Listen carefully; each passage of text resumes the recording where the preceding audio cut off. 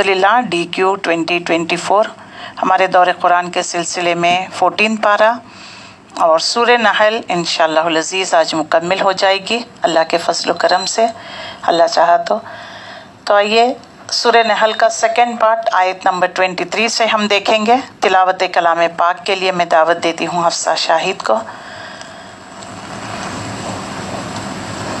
اعوذ باللہ من الشیطان الرجیم، بسم اللہ الرحمن الرحیم، لا جرم ان اللہ یعلم ما یسرون وما یعلنون انہ لا يحب المستكبرين وإذا قيل لهم ماذا أنزل ربكم قالوا أساطير الأولين ليحملوا أوزارهم كاملة يوم القيامة ومن أوزار الذين يضلونهم بغير علم ألا ساء ما يزرون قد مكر الذين من قبلهم فأتى الله بنيانهم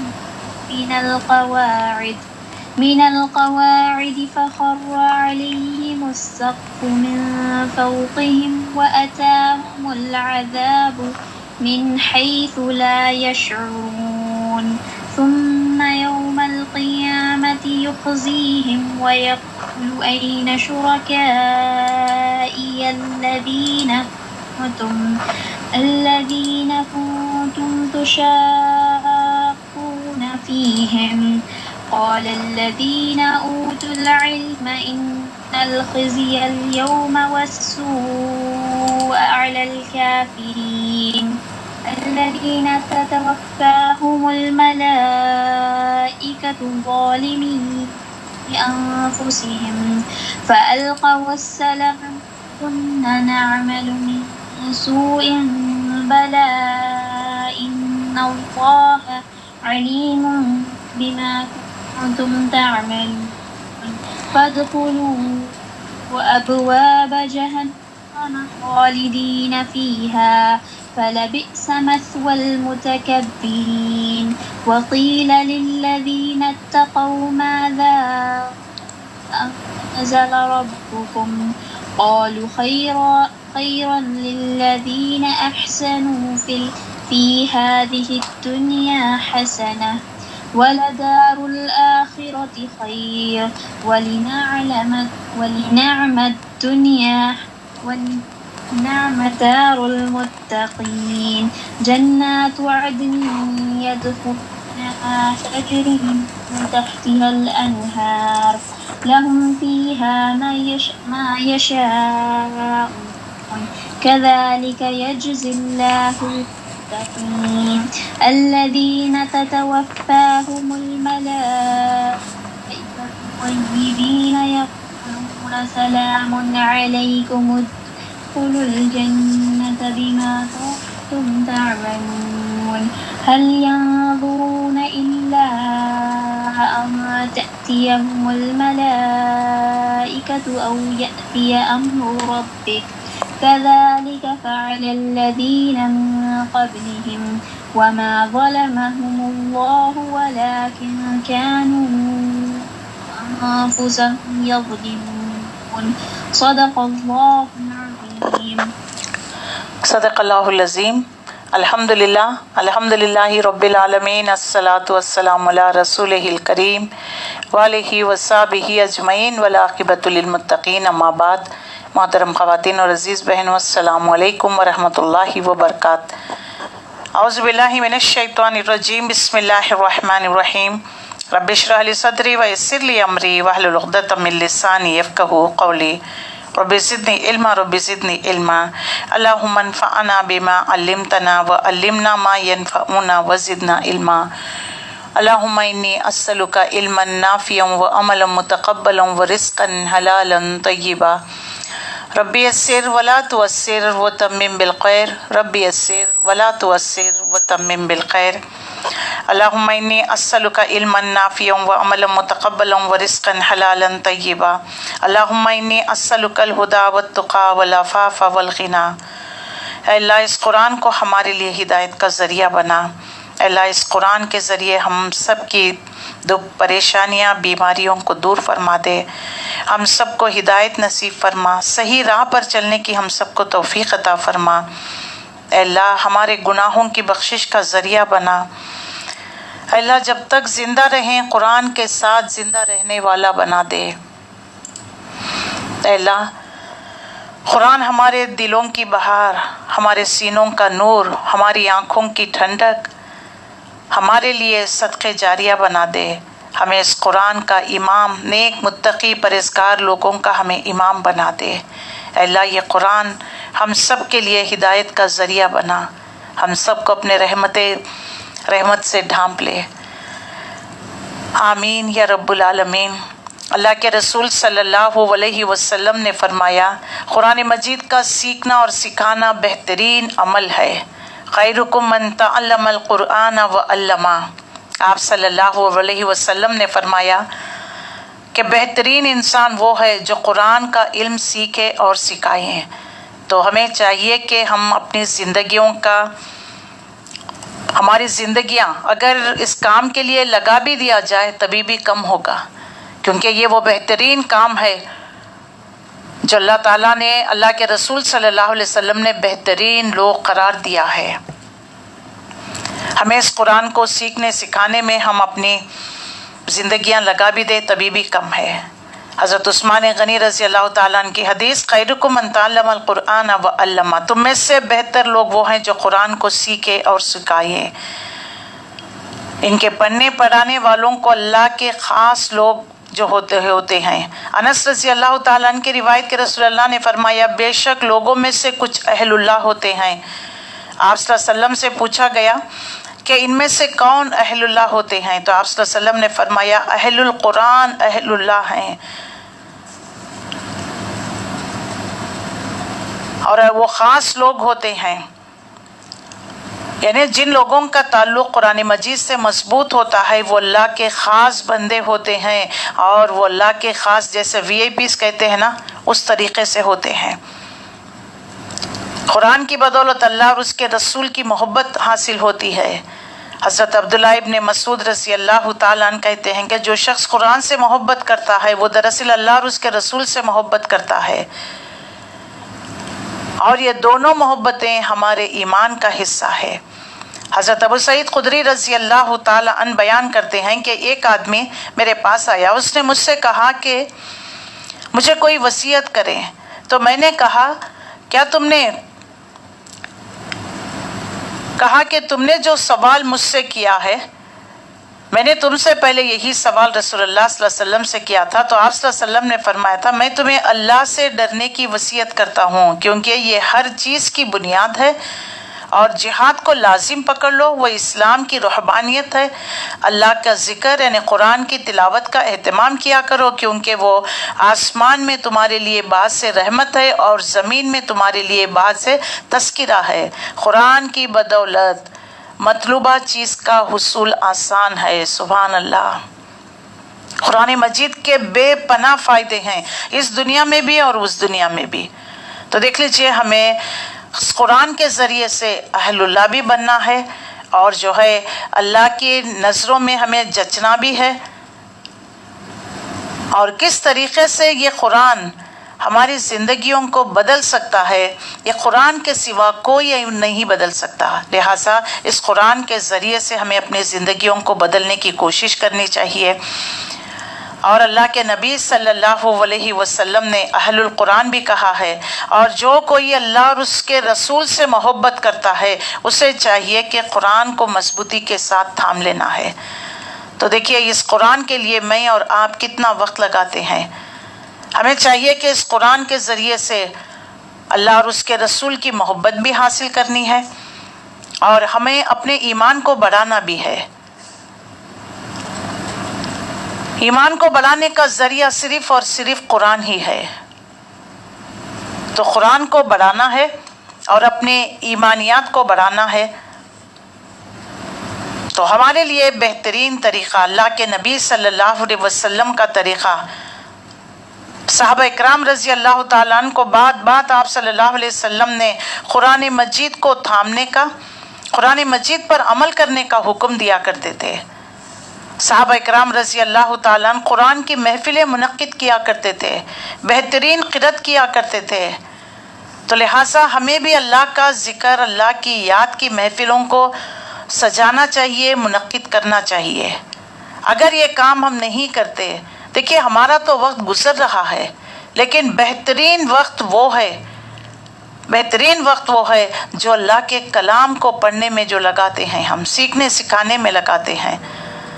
آج کے بعد سے ہمیں کسی لحاظ سے بھی جو ہے یہ نہیں سوچنا چاہیے کہ ہم ان معاملات کو کس طرح کریں اور قرآن کے لیے وقت نہیں، یہ نہیں کہنا چاہیے۔ اکثر ہم کہتے ہیں قرآن کے لیے بلایا جاتا ہے تو کہتے ہیں کہ قرآن کے لیے ہمارے پاس وقت نہیں ہے، ہم بہت بزی ہیں۔ دیکھ لیجئے کل قیامت کے دن ہم اس قرآن کو چھوڑنے کی بدولت حسرت کریں گے کہ کاش کہ میں قرآن کو پڑھا ہوا ہوتا، قرآن کے لیے وقت لگایا ہوا ہوتا، کہیں آج کی غفلت کل کی حسرت نہ بن جائے۔ تو اسی لیے ہمیں آج سے، ابھی سے قرآن کو تھامنا ہے، اللہ کے محبوب بندے میں بننے کی ہمیں کوشش کرنا ہے۔ امام ابراہیم مقدسی اپنے شاگرد عباس بن عبد الدائم کو وصیت کرتے تھے، قرآن کی کثرت سے تلاوت کرو، اسے ترک نہ کرو، تم جو طلب کرنا چاہتے ہو وہ تمہارے لیے اتنا ہی آسان ہو جاتا ہے جتنا تم قرات کرو گے، یعنی تمہاری قرات کی مقدار کے مطابق، تمہارے قرآن سے تعلق کے مطابق تمہاری چیزیں تمہارے لیے آسان ہو جائیں گی اور کام تمہارے لیے آسان ہو جائے گا، تمہارا مقصد پورا ہو جائے گا۔ سبحان اللہ، آج کتنے لوگ ہیں دیکھیے کہتے ہیں کہ ہم دعائیں مانگتے ہیں، ہماری دعائیں قبول نہیں ہو رہی ہیں۔ قرآن کے ذریعے سے دعائیں مانگیے، انشاءاللہ العزیز اللہ دعاؤں کو قبول بھی کرتا ہے اور دعائیں قبول ہوتی ہیں، کیونکہ اللہ کے نبی صلی اللہ علیہ وسلم نے خود فرما دیا ہے اگر دعائیں پوری ہونی ہے تو کثرت سے قرآن کی تلاوت۔ ایک اور حدیث میں آتا ہے جس نے قرآن کی تلاوت کرتے ہوئے دعا مانگنے کا بھی وقت نہیں ملے گا، اللہ تعالیٰ اس کی دعاؤں کو قبول کرے گا۔ تو پھر ہمیں کیا کرنا چاہیے؟ قرآن کو پڑھ کر، جیسے قرآن کو پڑھنے کی وجہ سے یہ قرات ہمارے لیے آسان ہو جاتا ہے، جو کام ہمارا جو بن نہیں رہا ہے وہ ہمارے لیے آسان ہو جاتا ہے۔ تو انشاءاللہ العزیز قرآن کی تلاوت کو ہمیں کثرت کے ساتھ تھام لینا چاہیے، کیونکہ یہ اللہ کا کلام ہے۔ اللہ کے کلام سے ہی ہم سورہ رات میں پڑھ کر آئے ہوئے ہیں، اللہ کے کلام سے ہی دلوں کو سکون اور راحت ملتا ہے، دلوں کو اطمینان انسان کے ملتا ہے۔ تو قرآن کے لیے ہمارے پاس وقت نہیں، تو آج سے ہی صحیح قرآن کو تھام لیجئے۔ جو آپ کو آج سورہ پڑھ رہے ہیں اس سے آپ اپنی شروعات کر لیجئے، تاکہ قرآن کے ذریعے سے ہی اللہ تعالیٰ کا وعدہ ہے دلوں کو اطمینان، سرور ملتا ہے، اور اس کے ذریعے سے ہے انسان کو خوشی میسر ہوتی ہے۔ تو جب اللہ کا وعدہ ہے کہ قرآن کے ذریعے اللہ تعالیٰ ہماری دعاؤں کو قبول کرتا ہے، تو کیوں نہ ہم قرآن کے ذریعے ہم اپنی حاجتوں کو پورا کرنے والے، اور یہ بھی قرآن جو ہے نیویگیٹر ہے، روڈ میپ ہے، ہماری زندگی کا روڈ میپ ہے۔ تو اس کے ذریعے سے ہمیں اللہ کا قربی حاصل کرنا ہے، ہم اپنی زندگیوں کو قرآن کے مطابق عمل میں ڈھالنی ہے۔ وہی شخص کامیاب ہوگا جس نے اپنی زندگی کو قرآن کے مطابق عمل کیا ہوگا۔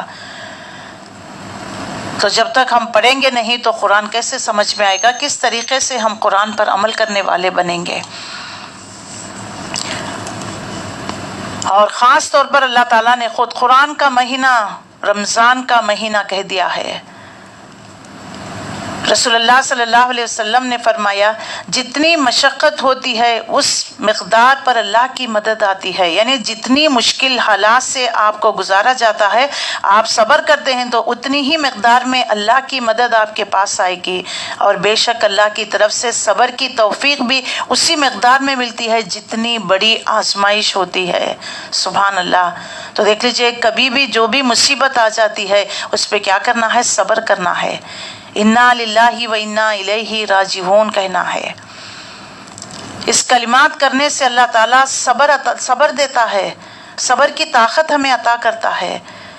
تو صبر کرنے سے ہی دیکھیے جو جتنا بڑی مشکل جتنا صبر اتنا اس کے لیے اجر و ثواب ہے۔ تو کبھی بھی مصیبت پڑ جائے تو واویلا کرنا، چیخ پکار کرنا کہ اللہ کو کوئی نہیں ملا، ہمارے ہی ساتھ ایسا، یہ نہیں ہے۔ آپ صلی اللہ علیہ وسلم نے فرمایا نظر بد آدمی کو خبر میں اور اونٹ کو ہانڈی تک داخل کرا دیتی ہے، لہٰذا نظر و بد کی دعا پڑھنا چاہیے۔ اپنے سیفٹی اینڈ سیکیورٹی کے لیے صبح شام کے ذکر، اذکار، آیت الکرسی، قرآنی دعائیں، آیتوں کے ذریعے سے ہم مدد مانگنی چاہیے اللہ سے، اور اپنے آپ کو پروٹیکشن میں رکھنا چاہیے۔ حضرت ابو ذر رضی اللہ تعالیٰ عنہ سے روایت ہے کہ رسول اللہ نے فرمایا بے شک نظر آدمی کو اللہ کے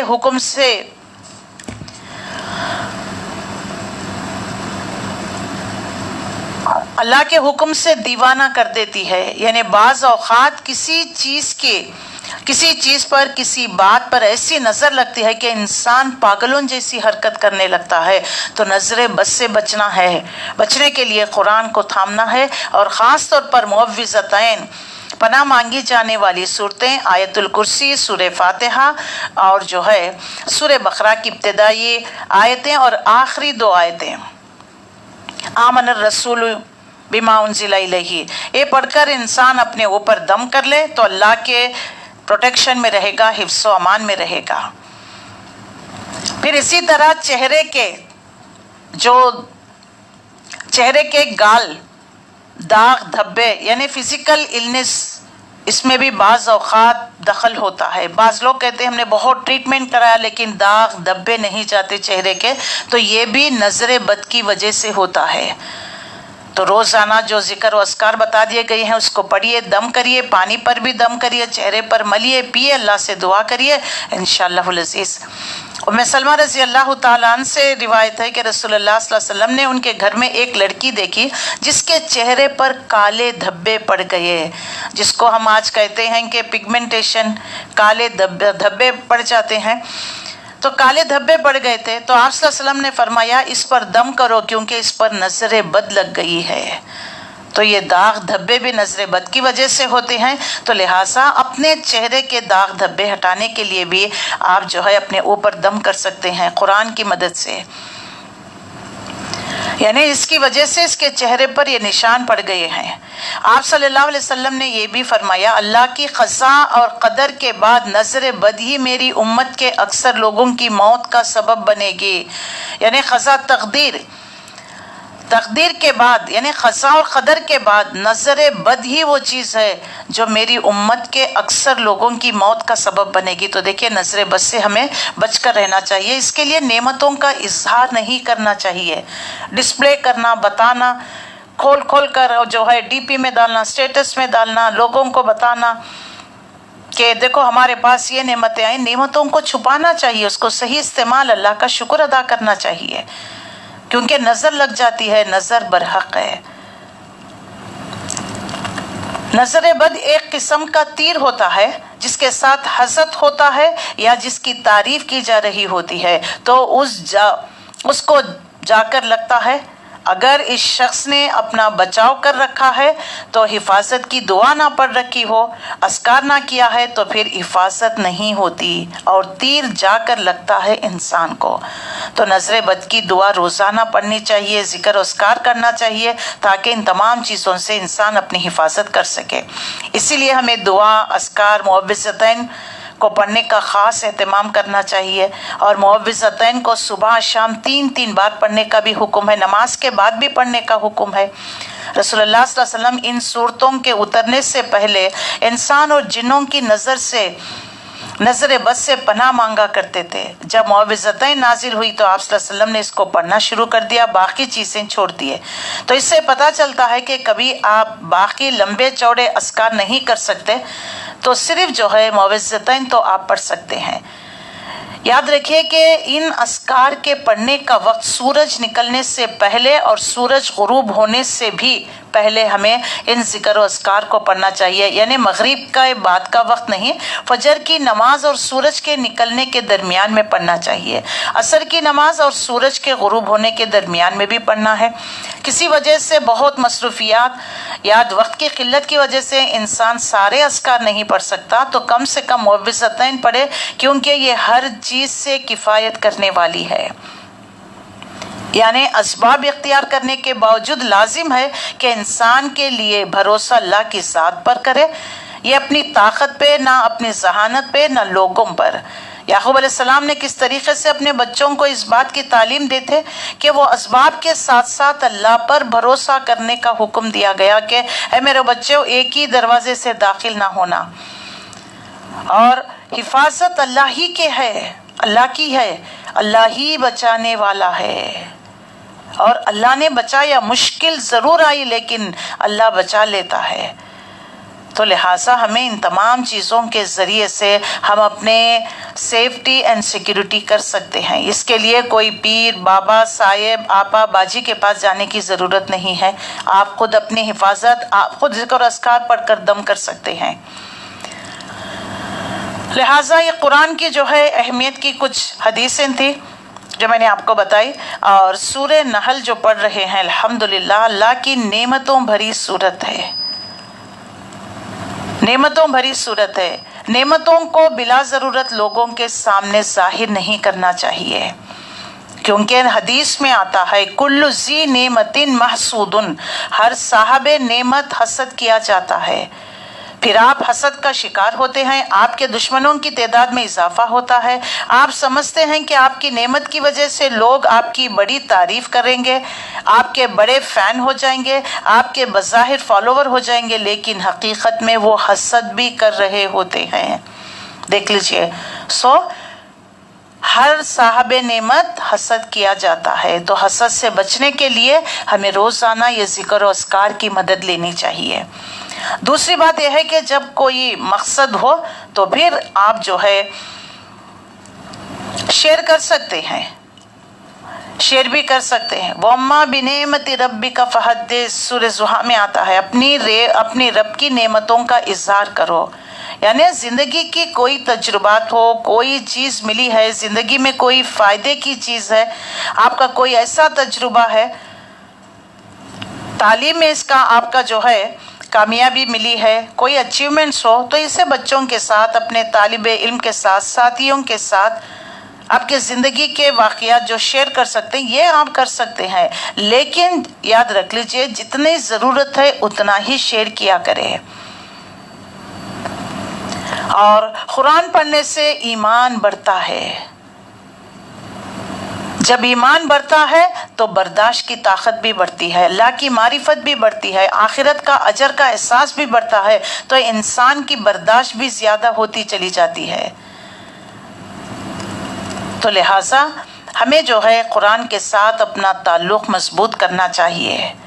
और यूसुफ अलैहिस्सलाम की जो ख़ास सिफ़ात जो बयान कर दी गई है 13वें पारे में, इन्ना नराका मिनल मोहसिनीन, यानी एहसान करने वाले हैं। आपका एटीट्यूड, आपका तौर तरीक़ा, तो हमें भी एहसान का रवैया इख्तियार करना चाहिए। हम अपने बच्चों को भी यही तालीम देना है।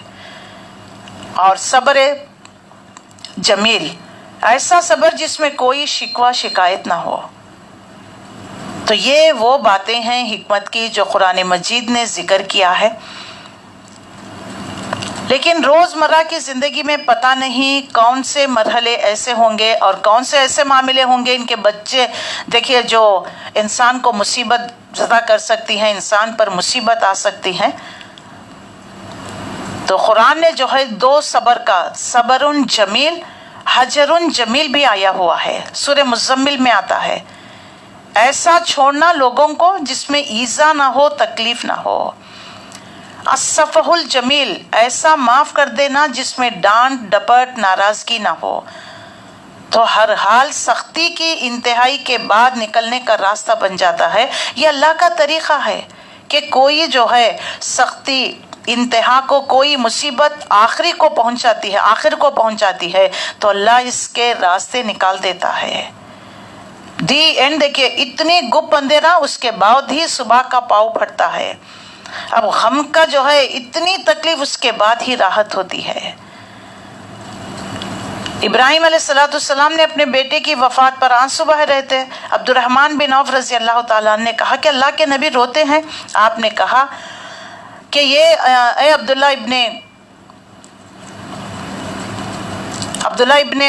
الرحمن بن عوف، یہ ایک اللہ کی ایک رحمت ہے۔ غم کے موقع پر آنسوؤں کا آ جانا رحمت کی علامت ہے۔ پھر فرمایا، آنکھ اشکبار ہیں، دل غمزدہ ہے، لیکن ہم زبان سے وہی کہیں گے جس سے ہمارا مالک راضی ہو۔ ابراہیم، تیری جدائی سے یقیناً ہم غمگین ہے۔ تو مصیبت کے وقت غم کا ہونا تقوی کے خلاف نہیں، لیکن جزا فضا کرنا منع ہے۔ چیخنا، چلانا، رونا، پیٹنا، یہ تمام چیزیں منع کر دیا گیا ہے۔ اور غم کے وقت خاص طور پر جو یعقوب علیہ السلام نے جو دعا کی تھی، قال انما اشکو بثی وحزنی الی اللہ واعلم من اللہ ما لا تعلمون۔ اور حضرت عمر رضی اللہ تعالیٰ عنہ بعض اوقات نماز میں یہ سورہ پڑھتے اور اس آیت پر اتنی ہچکیاں لینے لگتے، تیسری چوتھی صف میں بھی لوگ ان کے رونے کی آواز سنتے تو نماز میں کھڑے ہو کر رویا کرتے تھے۔ اس کو اپنا کوئی غم یاد آ جاتا، وہ اپنے رب کے سامنے فریاد کرتا تو کوئی حرج نہیں، جب تک کہ زبان سے کوئی ایسی بات نہ نکالے۔ ہم بھی جو ہے اپنے غم کو یاد کر کر، تنہائی کو یاد کر کر یہ دعا کو پڑھا کریے۔ حضرت عمر رضی اللہ تعالیٰ عنہ، بسا کا مطلب ہوتا ہے غم زدہ ہو جانا، یعنی شدت کا غم، شدید غم۔ انما اشکو بثی وحزنی الی اللہ، میں اپنا غم، اپنا رنج، غم کی شدت میں اللہ کے سپرد کرتا ہوں، میں اللہ کے حوالے کرتا ہوں۔ ایک آدمی نے کہا، اللہ کے رسول، کبیرہ گناہ کون سے ہے؟ تو آپ صلی اللہ علیہ وسلم نے فرمایا، اللہ کے ساتھ شرک کرنا، اللہ کے رزق سے نا امید ہونا، اللہ کی رحمت سے مایوس ہونا۔ کبھی کبھی حالات کتنے ہی تنگ کیوں نہ ہو جائے، پازیٹیو رہنا چاہیے، مایوس نہیں ہونا ہے، ایک دن آئے گا اللہ اس کو تبدیل کر دے گا۔ تو لہٰذا ہمیں اللہ سے اچھی امیدیں رکھنا ہے، دعائیں کرتے رہنا ہے، پازیٹیو رہنا ہے، تبھی جا کر انسان کی زندگی خوشحال ہو سکتی ہے۔ رسول اللہ صلی اللہ علیہ وسلم نے فرمایا، سختی اکٹھا پن جس چیز میں ہوگا اسے بدنما کر دے گا۔ بے شک اللہ بہت نرم خواہ ہے، نرمی کو پسند کرتا ہے۔ تو لوگوں کے ساتھ تلخ کلامی کرنا، سختی کے ساتھ معاملہ کرنا، یہ ناپسندیدہ ہے۔ تو نرمی اختیار کرنا ہے۔ نرمی ہر چیز کو خوبصورت کر دیتی ہے۔ اور اللہ کے نبی نے فرمایا، تقوی اور صبر کامیابی کی کنجیاں ہیں۔ تو تقوی، اللہ کا ڈر، جس نے انہیں ہر جگہ غلط قدم اٹھانے سے بچا لیتا ہے۔ صبر، مشکل سے مشکل حالات میں کوئی شکوہ شکایت نہیں، اللہ کی اطاعت پر قائم رکھتا ہے۔ احسان، نیکی کے درجے پر قائم رہنا۔ تو دیکھ لیجئے یہ تمام چیزیں، اور رسول اللہ صلی اللہ علیہ وسلم نے فرمایا، درگزر کیا کرو، اللہ تمہیں عزت عطا کرے گا۔ لوگوں کو معاف کر دینے سے اللہ تعالیٰ عزت عطا کرتا ہے۔ تو یہ رویے اگر ہم زندگی میں اختیار کریں گے تو الحمدللہ اللہ تعالیٰ ہمارے جو ہے زندگیوں میں خوشیاں، رحمتیں اور جو ہے سکون اور اطمینان عطا کرے گا۔ توبہ استغفار کے لیے بہت ضروری ہوتا ہے کہ انسان کہیں کہ اللہ یہ میری غلطی تھی، لا الہ الا انت سبحانک انی کنت من الظالمین، میری غلطی کی وجہ سے، میری گناہ کی وجہ سے یہ مجھے سزا ملی ہے۔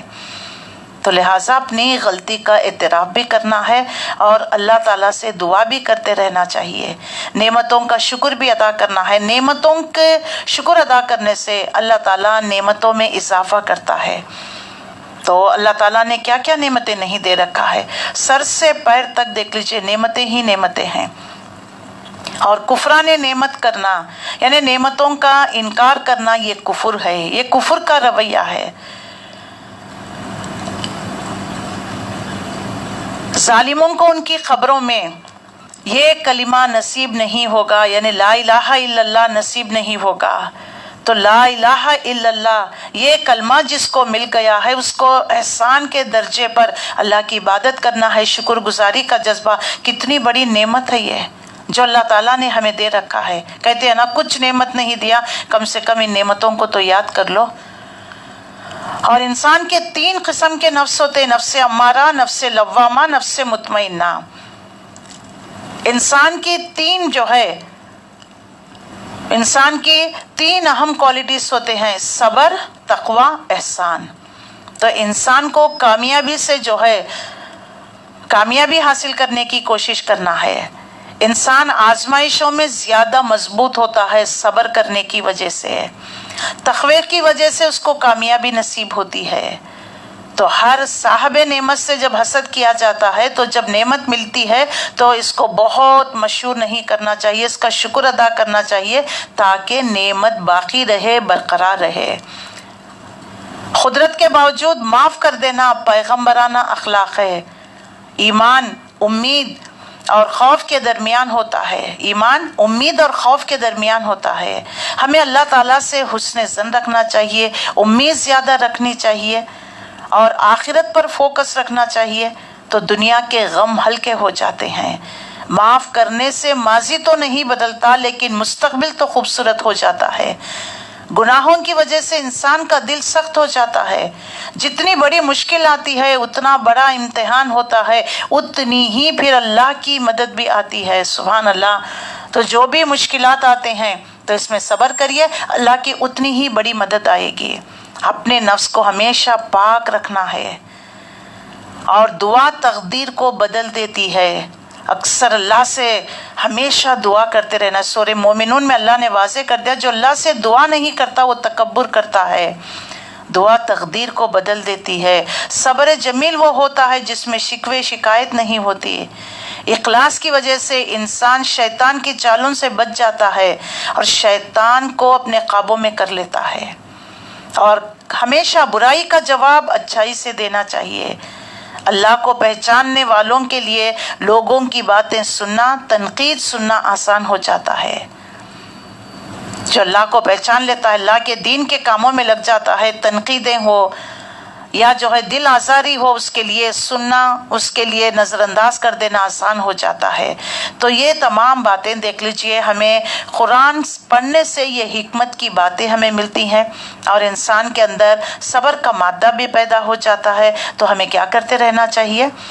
اللہ سے دعا اور استغفار کرتے رہنا ہے، اور اپنی گناہوں کی بخشش، لوگوں کو معاف کر دینا چاہیے۔ اللہ تعالیٰ نے دیکھے، اللہ تعالیٰ کی صفت ہی ہے غفور اور رحیم ہے، بہت بخشنے والا، بہت رحم کرنے والا۔ تو ہمیں کیا کرنا چاہیے؟ بندوں کو معاف کرتے رہنا چاہیے، اللہ سے بخشش بھی کرتے رہنا چاہیے، اپنے نفس کو کنٹرول بھی کرتے رہنا چاہیے۔ تبھی جا کر کامیابی انسان کو ملتی ہے، انسان کامیاب ہو سکتا ہے۔ تو کیا میں اور آپ دنیا میں کامیابی نہیں چاہتے؟ یقیناً چاہتے ہیں۔ تو کامیابی چاہتے ہیں تو ہمیں اللہ کا دامن تھام لینا چاہیے اور اللہ کے بتائے ہوئے طریقے پر ہمیں چلنا چاہیے، تبھی جا کر ہمیں کامیابی نصیب ہوتی ہے۔ اور 14ویں پارے میں 14 پارے میں یعنی پچھلی سورت میں سورہ ہجر میں ہم کیا پڑھ چکے ہیں؟ قرآن کا بہت ذکر آیا ہوا ہے۔ سورہ ہجر میں نحن نزلنا الذکر وإنا لہ لحافظون۔ ابو موسیٰ اشعری رضی اللہ تعالیٰ عنہ سے روایت ہے کہ اس شخص کی مثال جو قرآن پڑھتا ہے سنترے جیسی ہے کہ جس کا مزہ بھی لذیذ ہو اور خوشبو بھی بہترین ہو۔ جو قرآن نہیں پڑھتا اس کی مثال کھجور کی طرح ہے جس کا مزہ تو اچھا ہے لیکن اس میں خوشبو نہیں۔ یعنی اور کاموں کی وجہ سے، اور اس کی فاجر کی مثال جو قرآن نہیں پڑھتا، جو قرآن نہیں پڑھتا اس کی مثال جو ہے کڑوے ایلوے جیسی، جس کا مزہ کڑوا اور اس میں خوشبو بھی نہیں ہوتی۔ تو ہمیں کیا بننا چاہیے؟ سنترے جیسے بننا چاہیے۔ دیکھنے میں بھی جو ہے خوشبو بھی ہوتی ہے، اس میں لذیذ بھی ہوتا ہے، بہترین بھی ہے، اور انسان کے لیے مفید بھی ہوتا ہے۔ تو بہترین انسان وہ ہے جو قرآن پڑھنے اور پڑھانے والا ہے، قرآن کے ساتھ اپنی زندگی گزارنے والا ہے، جو قرآن پڑھاتا ہے اس کے اخلاق بھی خوشبو جیسے ہو جاتے ہیں اور اس کے عمل بھی اچھے ہوتے ہیں، اندر سے بھی اچھا انسان ہوتا ہے، دوسروں کے ساتھ بھی اس کا معاملہ رویہ اچھا ہوتا ہے۔ لیکن جو قرآن نہیں پڑھتے ان کے معاملہ، وہ نیک اعمال کرنے کی وجہ سے میٹھا ہوتا ہے لیکن اس کی خوشبو نہیں ہوتی، اور فاسق فاجر گنہگار منافق انسان جو قرآن نہیں پڑھتا اس کی مثال جو ہے ایک کڑوے ایلوے جیسے ہوتی ہے، کڑوا بھی ہے خوشبو بھی نہیں ہے، تو اس کے اندر جو ہے اس کے اندر جلن کڑن بھی ہوتی ہے، دوسروں سے حسد بھی کرنے لگتا ہے، نہ دوسروں کے لیے فائدہ، ہمیشہ اپنے فائدہ سوچتا ہے۔ تو ہمیں کیا بننا ہے؟ خوشبودار بھی بننا ہے، لوگوں کے لیے فائدہ بھی دینا ہے، تو ہمیں اللہ سے دعا بھی کرتے رہنا ہے، اور موت کا وقت آنے سے پہلے اللہ سے ہمیں توبہ استغفار بھی کرنا ہے، اپنی پچھلی زندگی پر ندامت، جو بھی پچھلے اعمال ہم نے برے کیے ہیں اللہ سے توبہ استغفار کرنا ہے۔ اللہ تعالیٰ ہمارے لیے توبہ استغفار کے دروازے کھلا رکھا ہے۔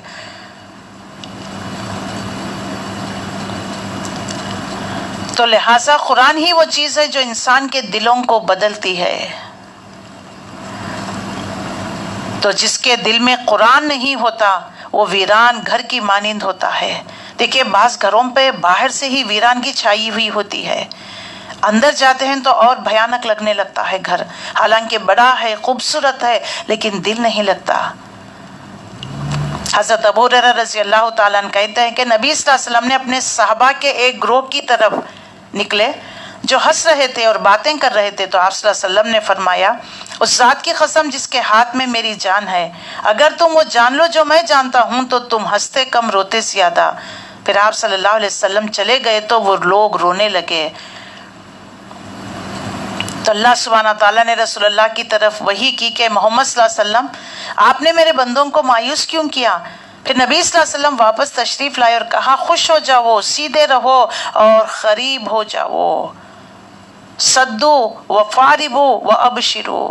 پھر نبی صلی اللہ علیہ وسلم نے ان کو خوشخبری دے دی۔ تو لہٰذا یعنی جڑ کر رہنا، مل کر کام کرنا، اس سے جو ہے رحمت برکت ہوتی ہے۔ لہٰذا ہم نے پچھلی صورت میں قرآن کے بارے میں واضح کر دیا، اور قوموں کی ضد اور ہردرمی اللہ کے نبیوں کے ساتھ ان کا معاملہ۔ برا بن عازب رضی اللہ تعالیٰ عنہ کہتے ہیں کہ رسول اللہ صلی اللہ علیہ وسلم کو ریشم کا ایک کپڑا ہدیے میں پیش کیا گیا تھا، تو ہم اسے چھونے لگے، اس کی نرمی اور جو ملائم تھا اس سے جو ہے حیرت زدہ ہو گئے۔ تو آپ صلی اللہ علیہ وسلم نے فرمایا تمہیں اس بات پر حیرت ہے؟ تو ہم نے کہا کہ ہاں اللہ کے نبی۔ تو آپ نے فرمایا جنت میں سعد بن معاذ رضی اللہ تعالیٰ عنہ کا رومال اس سے بھی بہتر ہے۔ یعنی جب وہ صحابہ کے اندر ذرا دنیا کی محبت آنے لگی تو آپ نے فوری ان کو آخرت کی طرف توجہ دلا دی۔ تو حقیقت یہ ہے کہ انسان کو جو کچھ بھی کرے، چاہے دنیا کا بھی کر رہے ہو، تو اپنی آخرت کو ضرور یاد رکھے تاکہ اس میں کوئی غلط کام نہ ہو سکے۔ اگر کوئی کام ہے، کاروبار ہے، تو دیکھیے اس کو فوری یعنی صدقہ و خیرات بھی کرتے رہنا ہے اور آخرت کی یاد۔ تو رسول اللہ صلی اللہ علیہ وسلم کس طرح اپنے صحابہ اکرام کی تعلیم تربیت فرمایا کرتے تھے۔ حضرت ابو ہریرہ رضی اللہ تعالیٰ عنہ سے روایت ہے کہ پودا لگا رہے تھے تو رسول اللہ ان کے پاس سے گزرے اور فرمایا ابو ہریرہ کیا لگا رہے ہو؟ تو میں نے کہا اپنے لیے پودا لگا رہا ہوں۔ آپ صلی اللہ علیہ وسلم نے فرمایا کیا میں تمہیں اس سے بہتر پودا نہ بتاؤں؟ تو ابو ہریرہ رضی اللہ تعالیٰ نے عرض کہا کہ اللہ کے رسول اب ضرور بتائیے۔ تو آپ صلی اللہ علیہ وسلم نے فرمایا کہو سبحان اللہ والحمد للہ ولا الہ الا اللہ واللہ اکبر، ان میں سے ہر کلمے کے عوض جنت میں تمہارے لیے ایک ایک درخت لگا دیا جائے گا۔ تو پھر اب بتائیے، تو یہ کثرت سے پڑھتے رہنا ہے، اس کا کیا مطلب ہے؟ تو ہم پھول نہ لگائیں، پودے نہ لگائیں، کسان کام نہ کرے، مسجد میں بیٹھ کر صرف تسبیح کرے، اس کا مطلب یہ ہے کہ پودے لگاتے ہوئے بھی اپنی آخرت کو یاد کرو۔ پودا ہاتھ سے لگانے میں زبان خالی ہے تو زبان سے سبحان اللہ، الحمدللہ، لا الہ الا اللہ، اللہ اکبر پڑھتے رہو۔ ایک اور ہدایت جو ہے قرآن میں دیا گیا ہے، وَخْفِضْ جَنَاحَكَ لِلْمُؤْمِنِينَ، مومنوں کے لیے نرم پہلو اختیار کریے، اپنے فالوورز، اپنے ٹیم، اپنے ساتھی کو فیلوز کے لیے، ساتھیوں کے لیے بھی نرم مزاج، اپنے گھر والوں کے لیے بھی نرم۔ نبی صلی اللہ علیہ وسلم نے ایک شخص کو دیکھا، وہ اپنے غلام کو مار رہا تھا، پیچھے سے نبی صلی اللہ علیہ وسلم نے اس کو آواز دی، کہنے لگے اللہ سے ڈرو، اللہ تم پر جس طرح تم اس غلام پر اختیار رکھتے ہو، اللہ تم پر اس سے بھی زیادہ اختیار رکھتا ہے۔ اللہ کے نبی تو اس نے شکایت کرنے لگے، میرا غلام ایسا ہے، مجھے اتنا پریشان کرتا ہے، کہاں تک میں اس کو معاف کروں؟ آپ صلی اللہ علیہ وسلم نے فرمایا 70 مرتبہ، دن میں، ایک دن میں اس کی 70 غلطیوں کو معاف کیا کرو۔ تو غلام کے ساتھ اتنا نرمی کا معاملہ، حسن اخلاق کے ساتھ پیش آنے کا اللہ جو حکم دے رہا ہے، قرآن ہمیں تعلیم دے رہا ہے، تو بیوی بچوں کے ساتھ، اہل عیال کے ساتھ، خاندان کے ساتھ تو اس سے بھی زیادہ ہمیں پیش آنا چاہیے۔ حضرت عبداللہ ابن عباس رضی اللہ تعالیٰ عنہ کہتے ہیں کہ رسول اللہ کے پاس سے لوگوں کو دھکیلا نہیں جاتا تھا، نہ مارا جاتا تھا، قریب آنا چاہتے تو آنے دیا جاتا تھا۔ رسول اللہ کے پاس جانے کے لیے تو کسی قسم کے ریسٹرکشنز نہیں، کسی ہٹو بچے کے نعرے نہیں۔ آج کسی بڑے انسان سے ملنے جانا ہے، بعض لوگ اپنے آپ کو جو بڑا بنا لیتے ہیں، ان کے حال حلیے دیکھ لیجئے، ہٹو بچے کے نعرے ہوتے ہیں، ملنے کے لیے 1 مہینہ 1 سال ان کے لیے جو ویٹ کرنا پڑتا ہے، ابھی تک ان کو یعنی اپوائنٹمنٹ نہیں دیا جاتا۔ کہ اللہ کے نبی سے بڑھ کر کوئی ہو سکتا ہے انسانوں میں؟ ذرا دیکھ لیجئے، انسانوں نے اپنے دائرے کھینچ لیے ہوئے ہیں۔ یہ تکبر ہے، یہ کہ لوگوں سے ملنا نہیں، اپنے آپ کو بڑی حیثیت سمجھنا۔ آپ صلی اللہ علیہ وسلم کمزور مسلمانوں کے پاس جاتے تو ان سے ملاقات کرتے، ان کے مریضوں کی بیمار پرسی کرتے، جنازے میں ضرور داخل ہوتے۔ حضرت عبداللہ ابن عباس نے یہی کہا کہ رسول اللہ کے پاس سے لوگوں کو دھکیلا نہیں جاتا، مارا نہیں جاتا، قریب آنے دیا جاتا۔ سبحان اللہ۔ تو یعنی انسان کو اگر دنیا میں کوئی بڑا مرتبہ مل جائے تو غریبوں کو بھولے نہیں، ایسی جگہوں پر جائیں جہاں پر انسان کا دل نرم ہو۔ جابر بن عبداللہ کی روایت ہے کہ رسول اللہ صلی اللہ علیہ وسلم چلنے میں پیچھے رہتے، کمزور کو چلاتے، اپنے پیچھے بٹھاتے، ان کے لیے دعا کرتے، لوگوں کی حاجتوں کو پورا کرتے۔ ہمارے نبی کی تو یہ صفات، یہ اخلاق، تو پھر ہم آپ کی امتی کے کیسے ہونے چاہیے؟ رسول اللہ صلی اللہ علیہ وسلم بڑے رحم دل تھے، جب کوئی آپ کے پاس آتا، آپ سے وعدہ کر لیتا، آپ اسے پورا کرتے، بشرطے کہ آپ کے پاس ہوتا۔ کبھی نہیں بھی ہوتا تو قرض لے کر دوسروں کو دے دیا کرتے۔ ایک دفعہ اقامت کہی گئی، نماز کے لیے کہرا بھی آپ کے پاس آ گیا، کپڑا پکڑ لیا اور کہنے لگا میرا ذرا کام رک گیا ہے، آپ میرے ساتھ چلیے، کہیں میں اس سے بھول نہ جاؤں۔ آپ صلی اللہ علیہ وسلم، نماز کھڑی ہوئی، اقامت ہو رہی ہے، پھر بھی آپ اس کے ساتھ چلے گئے، اس کی ضرورت کو پوری کی، بعد میں آ کر نماز پڑھی، حالانکہ اقامت ہو چکی تھی۔ سبحان اللہ۔ تو ذرا دیکھ لیجئے اللہ کے نبی صلی اللہ علیہ وسلم کے کتنے بہترین اخلاق، اور آپ کی امت کے، جس نبی کے پیروکار ہیں ہم، ہمارے اخلاق کیسے ہونے چاہیے۔ رسول اللہ صلی اللہ علیہ وسلم نے فرمایا، یعنی جب کبھی دل ٹوٹ جائے، دل بددل ہو جائے لوگوں کے رویوں سے، لوگوں کی باتوں سے، کل ہم نے پڑھا کہ اللہ کی تسبیح بجا لو، ذکر و اذکار، نماز، اللہ کو یاد کرتے رہو۔ دل کی گھٹن کا علاج بتا دیا گیا، وہ ہے نماز اور تسبیح۔ یعنی سبب کوئی بھی ہو جائے، لوگوں کی باتیں ہو، یا مستقبل کا خوف ہو، ماضی کا غم ہو، یا جب غم کی شدت پکڑ لے تو قرآن کی تلاوت کرے، تسبیح کی کثرت، نماز کی کثرت، یہ انسان کے دلوں کو سکون اور اطمینان کا باعث بنتی ہے۔ رسول اللہ نے فرمایا جو رات سے خوف کھائے اور اسے پریشان کرے گی، یا مال خرچ کرنے سے بخل بخل ہو جائے گا۔ دشمن کے مقابلے سے ڈرے تو چاہیے کہ وہ اس قول کو کثرت سے یاد کرے، سبحان اللہ و بحمدہ، کیونکہ یہ اللہ کے نزدیک ایک سونے کا پہاڑ اللہ کے راستے میں خرچ کرنے سے زیادہ محبوب ہے۔ یعنی آپ سونے کا پہاڑ صدقہ کریں تو اتنا اجر نہیں ملے گا جتنا اس تسبیح کی کثرت سے ملے گا، سبحان اللہ۔ تو آج کے بعد سے یہ تمام جو حدیث سے تمہیں بتا دیا جا رہا ہے ان کو کثرت سے پڑھتے رہیے، سبحان اللہ و بحمدہ۔ رنج، غم، پریشانی، دکھ، مال خرچ ہونے کے ڈر سے، رات کے خوف سے، کسی دشمن کے دشمنی کے خوف سے، حاسد کے حسد کے خوف سے، مال خرچ ہو جانے کے خوف سے، بیماری آنے کے خوف سے، ان سب کی نجات اس کلمے میں ہے، سبحان اللہ۔ تو ان کو کثرت سے پڑھا کرے۔ کون سے کلمات ہیں؟ دہرائیے، سبحان اللہ و بحمدہ، سبحان اللہ و بحمدہ۔ اس سے جو ہے بہت سارے ذکر و اذکار ہے، سبحان اللہ، الحمدللہ، اللہ اکبر، لا الہ الا اللہ، سبحان اللہ و بحمدہ عدد خلقہ و رضا نفسہ و زینت عرشہ و مداد کلماتہ۔ بہت بہترین تسبیح ہے، سبحان اللہ والحمد للہ ولا الہ الا اللہ واللہ اکبر ولا حول ولا قوۃ الا باللہ العلی العظیم۔ صلاۃ التسبیح ہم پڑھتے ہیں نا کہ جو ہے 150 ٹائم یعنی 300 ٹائمز 4 رکعتوں میں رمضان کے دنوں میں ہم پڑھتے تھے، یاد ہے؟ سبحان اللہ۔ ہر رکعت میں دیکھ لیجئے 15 مرتبہ، 10 مرتبہ، رکوع میں، سجدے میں کثرت سے۔ تو جو بھی اس کو حضرت عبداللہ بن عباس رضی اللہ تعالیٰ عنہ کی روایت ہے کہ رسول اللہ صلی اللہ علیہ وسلم نے ان کو نصیحت کی کہ کبھی اگر تمہیں موقع ہو جائے کم سے کم زندگی میں ایک مرتبہ، عمر میں ایک مرتبہ، سال میں ایک مرتبہ، مہینے میں ایک مرتبہ اس نماز کو پڑھا کرو، یہ تمام گناہوں کا کفارہ ہے۔ تو جو باتیں ہمیں اللہ کے نبی صلی اللہ علیہ وسلم نے بتائے ہیں اس کے مطابق ہمیں زندگی گزر بسر کرنے سے سکون، راحت، آرام، امن بھی ملے گا اور ہمیں جو ہے اطمینان قلب بھی ہوگا۔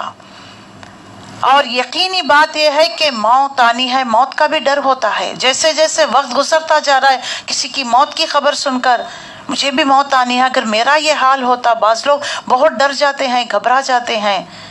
حقیقت یہ ہے کہ موت سب سے بڑا یقین ہے۔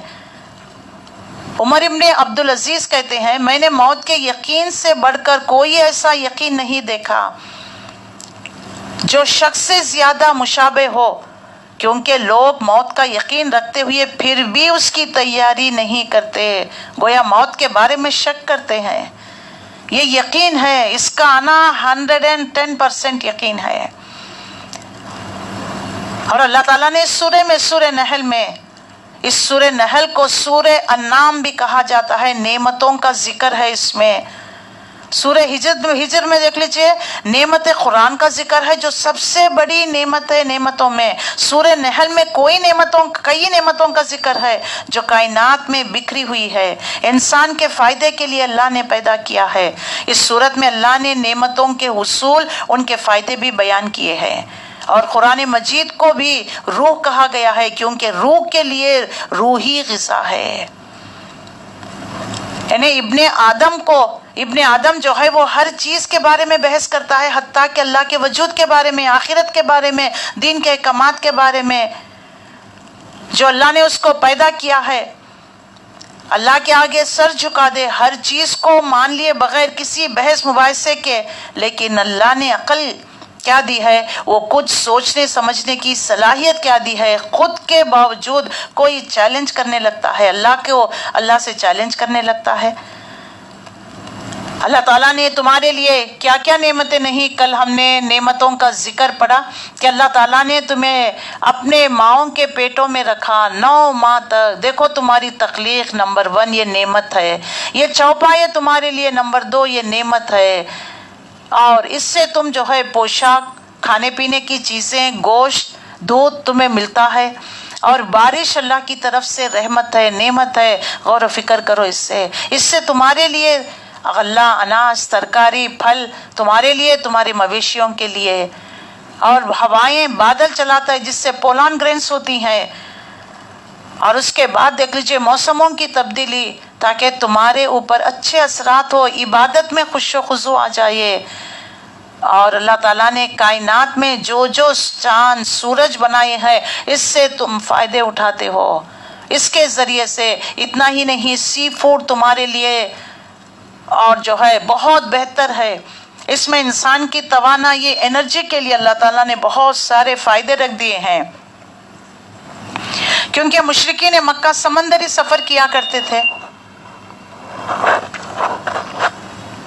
تو اللہ واضح کرتا ہے کہ دیکھو ہم نے تمہارے لیے سیپی، موتی جس کو تم پہنتے ہو، خوبصورتی کا ذریعہ ہے، قیمتی ہے، کاسٹلی ہے، سب چیزیں ہم نے تمہارے لیے، یہ دنیا، یہ کائنات ہم نے تمہارے لیے بنایا، اور تم کو ہم نے ہمارے لیے، اپنے لیے بنایا۔ پھر پہاڑوں کی طرف غور و فکر کرو، ان پہاڑوں کو تراش تراش کر جو ہے قوم سمود بڑے بڑے اسکائی اسکریپرز بنایا کرتے تھے، اس پر اترایا کرتے تھے، تو دیکھو ہم نے ان کو کس طریقے سے تب و تاراج کر دیا۔ اللہ نے یہ نعمت دی ہے، نعمتوں کا شکر ادا کرو، صحیح طریقے سے ان کا استعمال کرو۔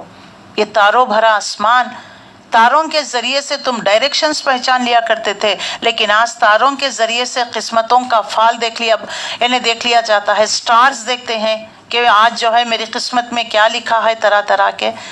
تو اللہ تعالیٰ نے یہ تمہارے لیے ڈائریکشن کا ذریعہ بنایا، اور یہ سب اللہ کے تابع فرما ہے، لیکن تم اس کو چھوڑ کر اللہ کے ساتھ شرک کرتے ہو۔ جب بھی تم بھنور میں تمہاری کشتی گر جاتی ہے، کسی مصیبت میں تم پھر جاتے ہو، یا جنگل میں تم راستہ کھو جاتے ہو، کون ہے تمہیں راہ دکھانے والا؟ اس وقت تم تمام لات، منات، عزا دیوی دیوتاؤں کو چھوڑ کر ایک اللہ کو پکارنے لگتے ہو۔ وہی پکارنا تم سکون اور اطمینان کی حالت میں، صحت کی حالت میں، اچھے حالات میں کیوں نہیں پکارتے؟ اللہ نے جو ہے یہ نعمتیں تمہیں دی ہے، اس کا نعمتوں کا صحیح استعمال کرو۔ اور جو جانور تمہیں دیے ہیں، اس زمانے میں ٹرانسپورٹیشن فیسلٹیز نہیں، لیکن اللہ نے تمہارے لیے کیسے ان جانوروں کو، تو لہٰذا جانوروں کے حقوق بھی ادا کیا کرو۔ یہ اللہ نے پیدا کیے ہیں اور تم ان سے فائدے اٹھاتے ہو، پھر ان کا خیال بھی رکھا کرو۔ گھوڑا ایک بہت خوبصورت جانور بھی ہے، رسول اللہ صلی اللہ علیہ وسلم کے زمانے میں سواری کے لیے گھوڑا، خچر، گدھا، انہی کو جو ہے استعمال کیا جاتا، اور ایسی چیزیں پیدا ہونے والی ہیں جن پر تم سواری کرو گے، لیکن تم ان کو نہیں جانتے۔ وَيُخْلِقُ مَا لَا تَعْلَمُونَ، آج فضا میں پلین، راکٹس اڑ رہے ہیں جن کے بارے میں اللہ تعالیٰ یہاں پر اشارہ تم نہیں جانتے، اور بھی چیزیں اللہ تمہارے لیے پیدا کرنے والا ہے سواری کے۔ معنی یہ ہے کہ اللہ نے جو چیز تخلیق کی ہے، اس میں کچھ تم دیکھتے ہو، ان میں سے کچھ تم دیکھتے ہو، اور کچھ ایسے ہیں جن کو تم جانتے ہی نہیں۔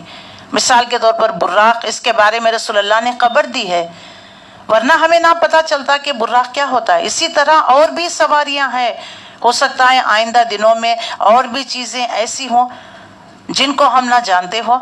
اتنا ہی نہیں، پھر زمین کی طرف، زمین کو ہم نے تمہارے لیے فرش کی طرح بچھا دیا ہے، اور میخوں کی طرح گاڑ دیا ہے۔ کس کو؟ ان پہاڑوں کو، تاکہ زمین ڈھلک نہ جائے۔ ہم زمین پر چل پھر رہے ہیں، لیکن اس کے باوجود ہمیں کبھی لڑکتے نظر نہیں آتی، کبھی سر نہیں چکراتا۔ دیکھو یہ اللہ کی کتنی بڑی نعمت ہے، اس کو مزین کر دیا، خوبصورتی سے بیوٹیفائی کیا، ڈیکوریٹ کر دیا ہے، تو تم اسی بیوٹیفیکیشن میں اس کی کھو جا کر انہیں چیزوں کی عبادت کرنے لگتے ہو۔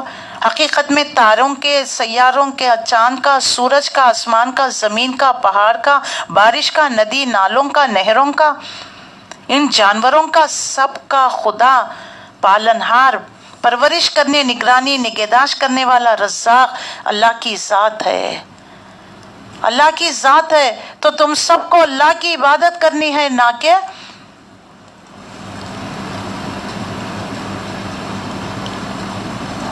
کہ ان میں کھو کر جو ہے، ان میں کھو کر اللہ کی بندگی کو چھوڑ کر غیر اللہ کی بندگی نہیں کرنی ہے۔ اللہ نے یہاں پر واضح کر دیا ہے کہ اللہ کی بندگی بچا لانا ہے، اللہ کو چھوڑ کر کسی اور کی نہیں، جس نے تمہارے لیے یہ تمام چیزیں دے رکھا ہے۔ تارے ہیں، سیارے ہیں، طرح طرح کے پھلے ہیں، پھل پھول جنہیں زمین کو سجایا ہوا ہے، فائدے کے بھی ہے، پھر آسمان کی سجاوٹ، زینت، ستاروں کا بھی ذکر ہے، ستارے زینت کے لیے ہیں۔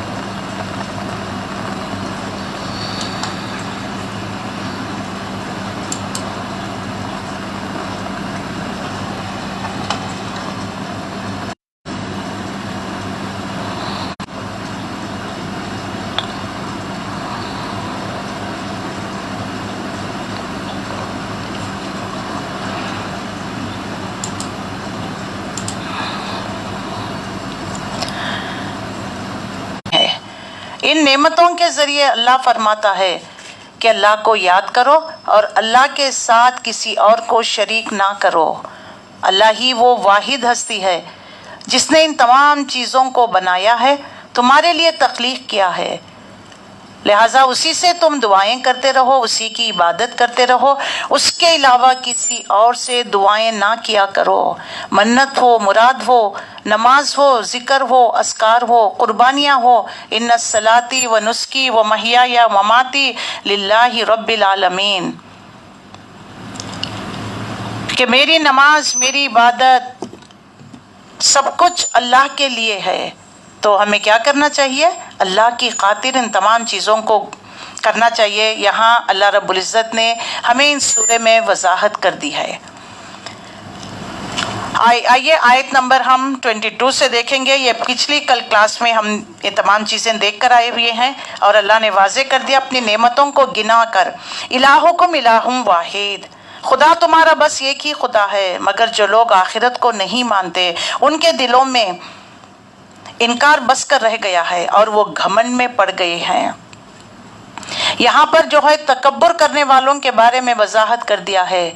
جو تکبر کرتا ہے اللہ تعالیٰ اس کو جنت سے محروم کر دیتا ہے، وہ جنت میں داخل نہیں ہوگا۔ اللہ کے رسول صلی اللہ علیہ وسلم کی حدیث ہے، جس کے دل میں رائی کے دانے کے برابر بھی تکبر ہوگا وہ جنت میں داخل نہیں ہوگا۔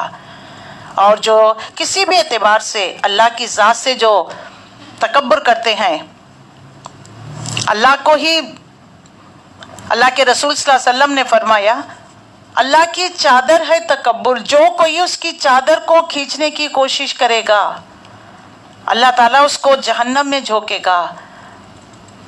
اور جس کے دل میں رائی کے دانے کے برابر بھی تکبر ہوگا وہ جنت میں داخل نہیں ہوگا۔ تو لہٰذا تکبر نہیں کرنا چاہیے کسی بھی اعتبار سے۔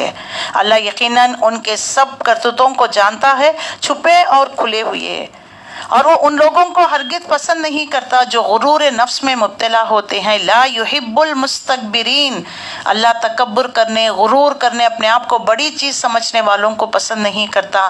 تو سوچئے کہیں میں اپنے آپ کو بڑی چیز تو نہیں سمجھتے، اپنے آپ کو کسی بھی اعتبار سے کیوں نہ ہو جائے، کہیں ہم اپنے آپ کو بڑا تو نہیں سمجھتے؟ اگر ہے تو پھر اللہ سے توبہ استغفار کرتے رہیے۔ اگر یہ بات ہمارے اندر ہے، تکبر ہے، تو ہمیں چاہیے کہ تکبر کو ختم کر دینا چاہیے۔ اور اللہ تکبر کرنے والوں کو پسند نہیں کرتا، ہم پڑھ ہی رہے ہیں، تو لہٰذا کسی بھی حالت میں تکبر نہیں کرنی چاہیے۔ اللہ نے یہاں پر واضح کر دیا اس بات کو۔ وَإِذَا قِيلَ لَهُمْ مَا أَنزَلَ رَبُّكُمْ قَالُوا أَسَاطِيرُ الْأَوَّلِينَ۔ اب یہاں پر واضح کر دیا جا رہا ہے قرآن کے بارے میں۔ یہ لوگ کہتے ہیں، اے نبی صلی اللہ علیہ وسلم، قرآن کے معاملے میں یہ لوگ کہتے ہیں کہ جب بھی قرآن کی بات آتی، قرآن کے اعتبار سے جو ہے اعتراض کیا جاتا ہے، قرآن کو جو اعتراض کیا کرتے تھے ان کے بارے میں اللہ یہاں پر واضح فرماتا ہے، اے نبی صلی اللہ علیہ وسلم، یہ لوگ کہتے ہیں کہ نبی صلی اللہ علیہ وسلم پر جو قرآن نازل کیا گیا اس کے بارے میں یہ کہا کرتے تھے۔ اللہ نے واضح کر دیا،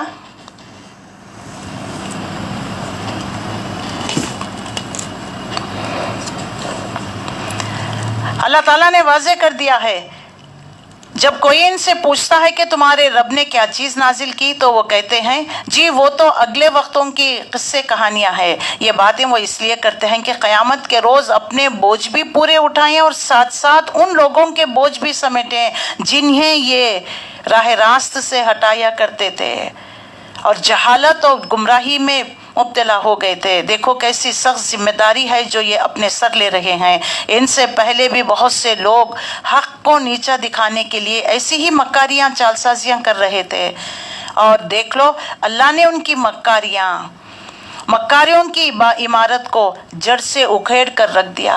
یعنی اللہ واضح کرتا ہے کہ دیکھو پچھلی قوموں میں جس طریقے سے انہوں نے نبیوں کو جھٹلایا، یعنی ان قوموں کی داستان اللہ واضح کرتا ہے کہ چاہے قوم عاد ہو، سمود ہو، کس طریقے سے انہوں نے نبیوں کو جھٹلایا تو اللہ تعالیٰ کی پکڑ کیسے آئی؟ اللہ نے پتھروں کی بارش کے ذریعے ان کو عذاب میں مبتلا کیا، چاہے طوفان نوح کے ذریعے کیوں نہ ہو جائے، اور ان کی چھت اوپر سے ان کے سروں پر آ گری اور ایسے رخ سے ان کے اوپر عذاب آ گیا، ان کو گمان تک نہیں تھا۔ پھر قیامت کے روز اللہ انہیں ذلیل و خوار کرے گا اور ان سے کہے گا بتاؤ کہاں ہے میرے وہ شریک جنہیں تم مجھے چھوڑ کر پکارا کرتے تھے، میرے معاملات میں تم جھگڑا کیا کرتے تھے۔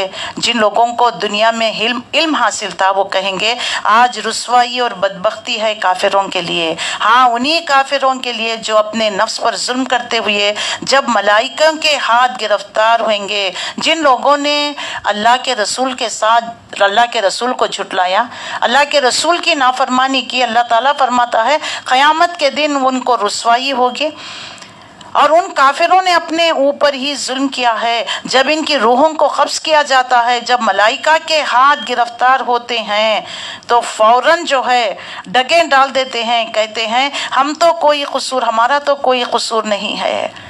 جب فرشتے ان کے پیٹھوں پر مارتے ہوئے الذین تتوفاہم الملائکۃ ظالمی انفسہم اور ڈگے ڈال دیتے ہیں، کہتے ہیں ہم تو کوئی قصور نہیں، ہمارا تو کوئی قصور نہیں، فالقوا السلام ما کنا نعمل من سوء، ہمارا تو کوئی قصور نہیں تھا، ہم تو قصور نہیں کیا کرتے تھے۔ تو جب ملائکہ جواب دیں گے کہ کیسے نہیں کیا کرتے تھے، اللہ تمہارے کرتوتوں کو خوب جانتا ہے، اب جاؤ جہنم کے دروازے میں گھس جاؤ، وہیں تمہیں ہمیشہ رہنا ہے، بس حقیقت میں یہ بہت برا ٹھکانہ ہے متکبرین کے لیے۔ وقیل الذین اتقوا، جب جو ہے تقوی والے مسلمانوں سے اہل علم سے پوچھا جاتا، جن کے کو علم دیا گیا جو رسول اللہ کی اطاعت فرما برداری میں مومن متقی پرہیزگار، دوسری طرف جب خدا ترس لوگوں سے پوچھا جاتا کہ اللہ نے کیا چیز نازل کی ہے، تمہارے رب کی طرف سے کیا نازل ہوا، تو جواب دیتے ہیں بہترین چیز اتری ہے۔ سبحان اللہ، تو قرآن بہترین چیز ہے، رسول اللہ پر کیا اتاری گئی؟ قرآن، لہٰذا ہمیں بھی یہی قرآن کو بہترین چیز ہے، دونوں جہانوں میں کامیابی کا سبب بنتی ہے، تو لہٰذا ہمیں اس بہترین چیز کے ذریعے سے ہمیں اللہ کا شکر گزار بندہ بننا چاہیے، اللہ کی نعمتوں کا صحیح طور پہ استعمال کرنا چاہیے۔ اسی طرح نیکوکار لوگوں کے لیے اس دنیا میں بھی بھلائی ہے، آخرت کا گھر تو ضرور انہی کے حق میں بہتر ہے، بڑا اچھا گھر ہے متقین لوگوں کے لیے، دار المتقین جنات عدن یدخلونہا تجری من تحتہا الانہار، اور جن کے نیچے نہریں بہہ رہی ہوں گی، اور وہ سب کچھ وہاں عین ان کی خواہش کے مطابق ہوگا۔ سو اگر دنیا میں خواہشیں پوری نہیں ہو رہے ہیں تو افسوس مت کریے، قیامت میں وہ تمام چیزیں تمہارے لیے مہیا کر دی جائے گی، اللہ تمہاری جو ہے آرزو تمنائیوں کو پورا کر دے گا۔ اللہ یہاں پر وضاحت کرتا ہے جو تمہاری آرزو تمنائیں رہ گئی ہے نا، کوئی بات نہیں، اللہ قیامت میں ان کو پورا کر دے گا۔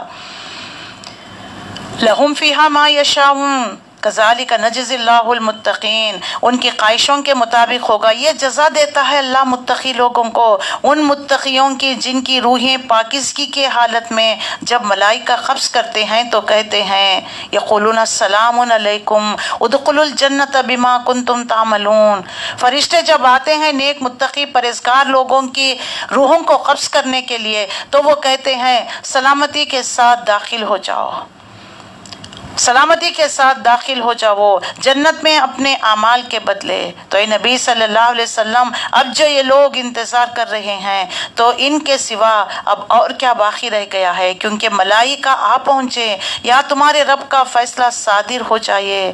اس طرح کی ڈھٹائی ان سے پہلے بہت سے لوگ کر چکے ہیں، یعنی قرآن کو نہیں مان رہے، رسول اللہ صلی اللہ علیہ وسلم کی رسالت کو، تو اللہ تعالیٰ نبی صلی اللہ علیہ وسلم کو تسلی دیتے ہوئے اے نبی یہ ڈھٹائی اختیار کر چکے ہیں، ضد اور حد درمی میں مبتلا ہو چکے ہیں، جو لوگ انتظار کر رہے ہیں تو اس کے سوا کیا باقی رہ گیا ہے کہ کیا فرشتے آ جائیں ان کے لیے فیصلہ لے کر؟ ان کی ڈھٹائی دیکھ لیجئے، اس سے پہلے بھی جو ہم نے قوموں کو تباہ و تاراج کر دیا، ان کے اس ڈھٹائی کی وجہ سے، تکبر کی وجہ سے۔ اللہ ان پر ظلم نہیں کرتا بلکہ ان لوگوں نے خود اپنے آپ پر ظلم کیا ہے، ان کی کرتوتوں کی خرابیوں کا آخر ان کی دامنگیر ہو گئے، اور وہی چیز ان پر مسلط ہو کر رہی جس کا وہ مذاق اڑایا کرتے تھے۔ پھر آیت نمبر 35 میں یہ مشرکین کہتے ہیں اگر اللہ چاہتا تو نہ ہم نہ ہمارے باپ دادا اس کے سوا کسی اور کی عبادت کرتے، نہ اس کے حکم کے بغیر کسی چیز کو حرام ٹھہراتے۔ یعنی دیکھ لیجئے وہی جسٹیفیکیشن، جیسے آدم کو سجدہ نہ کر کر ابلیس نے کیا کہا، اللہ تیری وجہ سے میں دھتکارا ہوا ہو گیا۔ تو یہ انسان بھی گناہ کرتا ہے، دوسروں کو بلیم کرتا ہے، کبھی دوستوں کو کرتا ہے، کبھی دنیا کو کرتا ہے، کبھی ماحول کو۔ آج بھی ہم ماحول کا رونا روتے ہیں نا، ماحول صحیح نہیں، ماحول خراب ہے۔ اللہ واضح کرتا ہے کہ جو مشرکین کہا کرتے اگر اللہ کا حکم نہ ہوتا، نہ ہم نہ ہمارے باپ دادا کوئی جو نہ شرک کرتے، نہ کسی چیز کو حرام قرار دیتے، تو یعنی خود شرک کر رہے ہیں، خود چیزوں کو حرام اور بلیم اللہ کو کر رہے ہیں۔ ایسے ہی بہانے اس سے پہلے لوگ بھی بنا چکے ہیں۔ تو کیا رسولوں پر صاف صاف بات پہنچا دینے کے سوا اور بھی کوئی ذمہ داری ہے؟ ہم نے ہر امت میں ایک رسول بھیجا، ہر امت میں اللہ نے ایک ایک رسول بھیجا ہے، اس کے ذریعے سے الرسول الا البلاغ المبین، اس کے ذمہ داری سب کو خبردار کرنا، پیغام پہنچا دینا۔ ہر نبی نے آ کر کیا کہا، اعبدوا اللہ، اللہ کی بندگی کرو، واجتنبوا الطاغوت، طاغوت کی بندگی سے بچو۔ ہر نبی کا یہی پیغام رہا ہے۔ فَمِنْهُمْ مَنْ هَدَى اللَّهُ وَمِنْهُمْ مَنْ حَقَّتْ عَلَيْهِ الضَّلَالَةُ فَسِيرُوا فِي الْأَرْضِ فَانظُرْوا كَيْفَ كَانَ عَاقِبَةُ الْمُكَذِّبِينَ۔ اس کے بعد ان میں سے کسی کو اللہ نے ہدایت بخشی اور کسی پر ضلالت مسلط ہو گئی۔ پھر ذرا زمین میں چل پھر کر دیکھ لو جھٹلانے والوں کا اللہ نے کیا انجام کیا۔ یہ تبوک کے علاقے سے تم جاتے ہو، ہجر کے میدان میں دیکھ لیجئے، قوم صالح علیہ السلام کی بستی اوندھی پڑی ہوئی ویران بستی، ابھی بھی تم اس پہ گزرتے ہو۔ اللہ کے نبی صلی اللہ علیہ وسلم نے فرمایا جب بھی ایسی عذاب شدہ جگہوں سے گزرو تو اللہ کی پناہ مانگتے ہوئے جلدی گزر جایا کرو، کہیں ایسا نہ ہو کہ اللہ کا عذاب آ پڑے۔ تو کیا کرنا چاہیے؟ ان بستیوں میں جہاں اللہ کا عذاب آیا ہے وہاں سے جلدی گزرنا ہے۔ اور اللہ کے نبی صلی اللہ علیہ وسلم نے اس کنویں سے پانی لینے سے بھی آپ صلی اللہ علیہ وسلم نے منع فرما دیا، جس سے جو ہے قوم سمود کے لوگ لیا کرتے تھے۔ آپ صلی اللہ علیہ وسلم نے فرمایا اونٹنی نے جہاں سے پانی پی ہے وہاں سے اس کنویں سے پانی لیا کرو۔ آپ صلی اللہ علیہ وسلم نے صحابہ کو حکم دیا۔ تو اللہ تعالیٰ مشرکین مکہ کی ضد اور حد درمی، رسول اللہ کی پریشانی، اس کو دیکھ کر اللہ نصیحت یعنی آپ صلی اللہ علیہ وسلم کو دلجوئی اور آپ صلی اللہ علیہ وسلم کو تسلی بھی دے رہا ہے۔ اے نبی صلی اللہ علیہ وسلم، تم چاہے ان کی ہدایت کے لیے کتنے ہی حریص کیوں نہ ہو جائے، مگر اللہ جس کو بھٹکا دیتا ہے پھر اس کو ہدایت نہیں دیا کرتا۔ اسی طرح لوگوں کی مدد کوئی نہیں کر سکتا۔ یہ لوگ اللہ کے نام سے کڑی کڑی قسمیں کھا کر کہتے ہیں کہ اللہ کسی مرنے والے کو پھر سے زندہ کر کر نہیں اٹھائے گا۔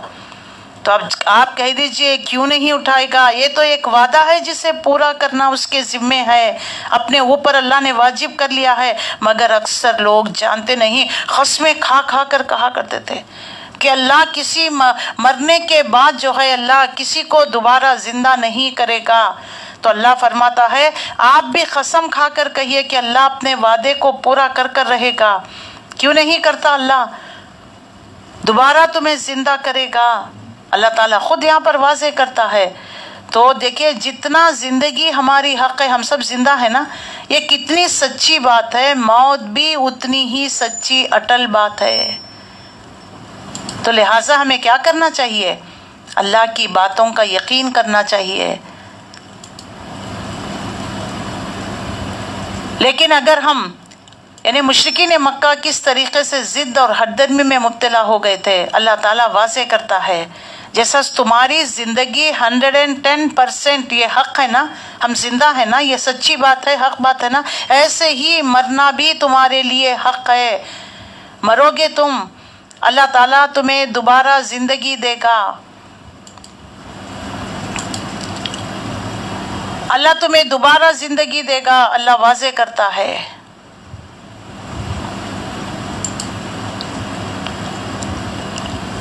اللہ تمہیں دوبارہ زندگی دے گا۔ تو لہٰذا یہاں پر اللہ رب العزت نے واضح کر دیا ہے کہ کس طریقے سے زندگی کے بعد موت ہے، اسی طریقے سے تمہارا زندگی کس طریقے سے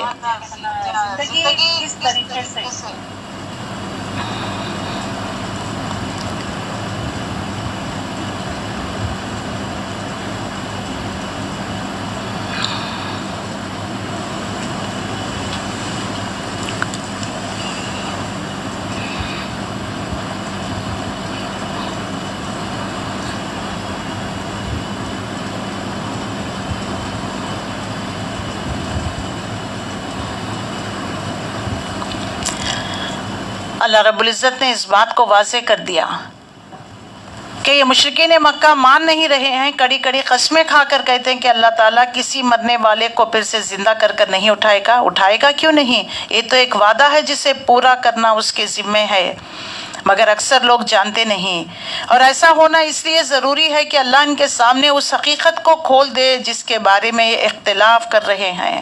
قرآن مجید میں دیکھ لیجئے، مرنے کے بعد دوبارہ جی اٹھنا اللہ تعالیٰ نے کس طریقے سے واضح کر دیا، کس طریقے سے اللہ رب العزت نے بتا دیا کہ مرنے کے بعد تمہیں دوبارہ زندہ ہونا، سورہ کہف میں 300 سال بعد، اور سورہ بقرہ میں 5 مرتبہ 5 جگہوں پر اللہ نے مرنے کے بعد کیسا دوبارہ زندہ کیا جائے گا واضح کر دیا نا۔ تو یہاں پر اس بات کو واضح کر دیا جا رہا ہے کہ مشرکین مکہ مرنے کے بعد زندہ ہونے کو نہیں مانا کرتے تھے۔ اللہ فرماتا ہے واقعی اللہ ضرور تم سب کو زندہ کرے گا مرنے کے بعد، یہ اللہ کے ذمے ایک وعدہ ہے جس کو پورا کرنا ہے، پورا ہو کر ہی رہے گا۔ اللہ تعالیٰ نے حقیقت کھول دیا ہے جس کے بارے میں اختلاف کر رہے ہیں، منکرین حق کو معلوم ہو جائے گا کہ وہ جھوٹے تھے۔ رہا اس کا امکان تو یہی کسی چیز کو وجود میں لانے کے لیے اس سے زیادہ کچھ کرنا نہیں ہوتا کہ بس اللہ کہتا ہے کن فیکون تو وہ چیز ہو جاتی ہے۔ والذین ہاجروا فی اللہ، جو لوگ ظلم سہنے کے بعد اللہ کی خاطر اب ہجرت کا ذکر، اور جن صحابہ اکرام نے جن کو فزیکل پرسیکیوشن کیا گیا تو 3 ہجرتیں انہوں نے کی، 2 ہجرتیں حبشہ کی طرف اور 2 یعنی 1 ہجرت جو ہے مدینہ منورہ کی طرف۔ تو اللہ رب العزت اسی کو واضح کرتا ہے کہ دیکھو کس طریقے سے ہجرت کا ذکر آیا ہوا ہے۔ والذین ہاجروا فی اللہ من بعد ما ظلموا لنبوئنہم فی الدنیا حسنہ وَلَأَجْرُ الْآخِرَةِ اکبر لَوْ كَانُوا يَعْلَمُونَ، جو لوگ ظلم سہنے کے بعد اللہ کی خاطر ہجرت کریں گے ہم ان کو دنیا میں اچھا ٹھکانہ دیں گے، اور آخرت کا اجر تو بہت بڑا ہے۔ کاش جان لے وہ مظلوم جنہوں نے صبر کیا، جو اپنے رب کے بھروسے سے کام کر رہے ہیں کہ کیسا اچھا انجام ہوگا، انجام کے وہ منتظر ہیں۔ سبحان اللہ۔ صحابہ اکرام دیکھ لیجئے، فزیکل پرسیکیوشن انہوں نے سہا، طرح طرح کی اذیتیں، آخرکار ہجرت کر کر اللہ کی خاطر اپنا دین اور ایمان کو بچانے کی خاطر نکل پڑے۔ اب دیکھیے مدینے میں جانے کے بعد اللہ تعالیٰ نے ان کے لیے عروج، ترقی، اللہ یہی فرماتا ہے جو کوئی اللہ کی خاطر ہجرت کرتا ہے اللہ اس کو دنیا میں بھی بہترین اجر دیتا ہے، آخرت کا اجر تو بہت بڑا ہوگا۔ اللہ نے واضح کر دیا ہے یہاں پر۔ اے نبی صلی اللہ علیہ وسلم، ہم نے آپ سے پہلے بھی کبھی رسول بھیجے، وہ آدمی ہی تھے جن کی طرف ہم نے اپنے پیغامات وحی کیا کرتے تھے۔ اہل ذکر سے پوچھ لو اگر تم لوگ خود نہیں جانتے۔ اہل کتاب کے پاس ہر چھوٹی بڑی شک و شبہ کے لیے جا کر پوچھا کرتے نا، جاؤ جا کر پوچھو۔ ان کا اعتراض کیا تھا؟ رسالت پر، کہ اللہ جو ہے کسی انسان کو رسول نہیں بنا کر بھیجتا۔ تو اللہ فرماتا ہے ہم نے آپ سے پہلے جتنے بھی رسول بھیجے ہیں وہ سب انسان ہی تھے، مرد ہی تھے، اور انہی کی قوم کے لوگ تھے۔ یہ 3 باتیں کامن رہی ہے ہر زمانے میں، ہر قوم میں، جو اللہ تعالیٰ نے رسول بنا کر بھیجا۔ اگر تمہیں کوئی شک ہے فَاسْأَلُوا أَهْلَ الذِّكْرِ، ذرا پوچھ رہا اہل کتاب کو، ان کے درمیان کس کو بھیجا؟ اللہ نے موسیٰ نبی کو بھیجا۔ کیا انسان نہیں تھے؟ انہی کی زبان میں بولا کرتے تھے۔ اور ہم نے اور کیا دیا؟ بالبینات، معجزات دیا۔ موسیٰ نبی کو عصا ید بیضاء دیا، اور عیسیٰ نبی کو تو ٹاپ موسٹ معجزات دیا۔ ठोकर मारते मुर्दे को कहते कुम बिस्मिल्लाह, अल्लाह के हुक्म से उठ, तो वो जिंदा हो जाता। परिंदे को मिट्टी का बनाते, उसमें फूंक मारते, उड़, अल्लाह के इज़्न से तो वो उड़ जाता। देखो ऐसे मोजज़ात हमने दिए हुए हैं। लोगों के सामने उस तालीम की तशरीह तौसीफ करते जाओ जो उनके लिए उतारी गई, यानी चाहे वो बय्यनात मोजज़ात क्यों ना हो जाए, वज़्ज़ुबुर यानी किताबें, सहीफ़े, अल्लाह के ज़िक्र जो भी हमने उतारे हैं, नाजिल किए हैं, उसकी तशरीह, उसकी तफसीर, उसको इम्प्लीमेंट करके बताने का ज़िम्मा अल्लाह ने नबियों को देकर भेजा। इसलिए देख लीजिए वो इब्राहिम अलैहिस्सलाम इस्माइल अलैहिस्सलाम की दुआओं में रब्बना व बस फीहिम यतलू अलैहिम आयाती व युज़क्कीहिम व युअल्लिमुहुमुल किताब वल हिकमा। चार काम है अल्लाह की आयत की तिलावत, हिकमत के साथ जो है उनको बात समझाएं और इसके ज़रिए से इनका तस्किया, पाकी, तहारत, जिस्मानी, रूहानी, क़ल्बी, दिमागी, हर किस्म की पाकी। चौथा, और अल्लाह के नबी सल्लल्लाहु अलैहि वसल्लम ने इस पर इम्प्लीमेंट कर बता दिया गया है, तो उसी तरीके से जो है ज़िंदगी गुजारना है, यहाँ पर वाज़े कर दिया। अगर तुम्हें शक है, हर छोटी बड़ी बात जाकर पूछते ना जाओ, जाकर अहले ज़िक्र से पूछो, अहले किताब से पूछा करो। तो वाज़े करते हो जो उनके लिए उतारी गई। हर ज़माने में किताबों का मकसद हिदायत, उनकी रहनुमाई और इस किताब को समझाने वाले हिकमत दानाई के साथ रसूलों को हमने भेजा ताकि लोग खुद भी इस पर गौर व फिक्र करें। फिर क्या ये लोग जो दावत पैगम्बर के मुखालिफत है, जो मुखालिफत कर रहे हैं, बदतर चालें जो चल रहे हैं नबी के मुकाबले में, इस बात से बिल्कुल ही बेखौफ हो गए हैं कि अल्लाह इनको ज़मीन में धंसा दे या ऐसे गोशे से इन पर अज़ाब नाजिल कर दे जिससे आने का उन्हें वहम व गुमान तक ना हो। देखिए इंसान जो है तागूत की इबादत करने लगता है, अल्लाह के अहकामात को नहीं मानता, कुरान को जो है नहीं पढ़ता, कुरान के मुताबिक ज़िंदगी अमल नहीं करता। अब अजाब का इंतज़ार मत करिए, हमारे जिस्म में भी अजाब दे, जिस्म के ज़रिए से भी अजाब, कोई ऐसी बड़ी बीमारी, औलाद के ज़रिए से भी अजाब, औलाद का दुनिया से चले जाना, उनका नाफरमानी हो जाना, उनकी जो है किसी बीमारी में मुब्तला हो जाना, क्या कोई अजाब से कम है? प्रॉपर्टी जो छीन ली जाना या जो है खेती बाड़ी का नुकसान, तिजारत में जो है नुकसान हो जाना, ये क्या कोई अजाब से कम है? अल्लाह फरमाता है जो अल्लाह की इबादत को छोड़कर गैर अल्लाह की इबादत करता है, इस कुरान के मुताबिक ज़िंदगी अमल नहीं करता, रसूलुल्लाह की बात नहीं मानता, सुन्नत सीरत को अपनाता नहीं, आपकी सुन्नत पर नहीं चलता, उसके लिए तो क्या ये बेखौफ हो गए हैं कि हम आसमान का कोई टुकड़ा इन पर नाजिल कर दे या इनको ज़मीन में धंसा दे और ऐसी जगह से हम इन पर अजाब लेकर आएंगे, उनका वहम गुमान तक नहीं रहेगा।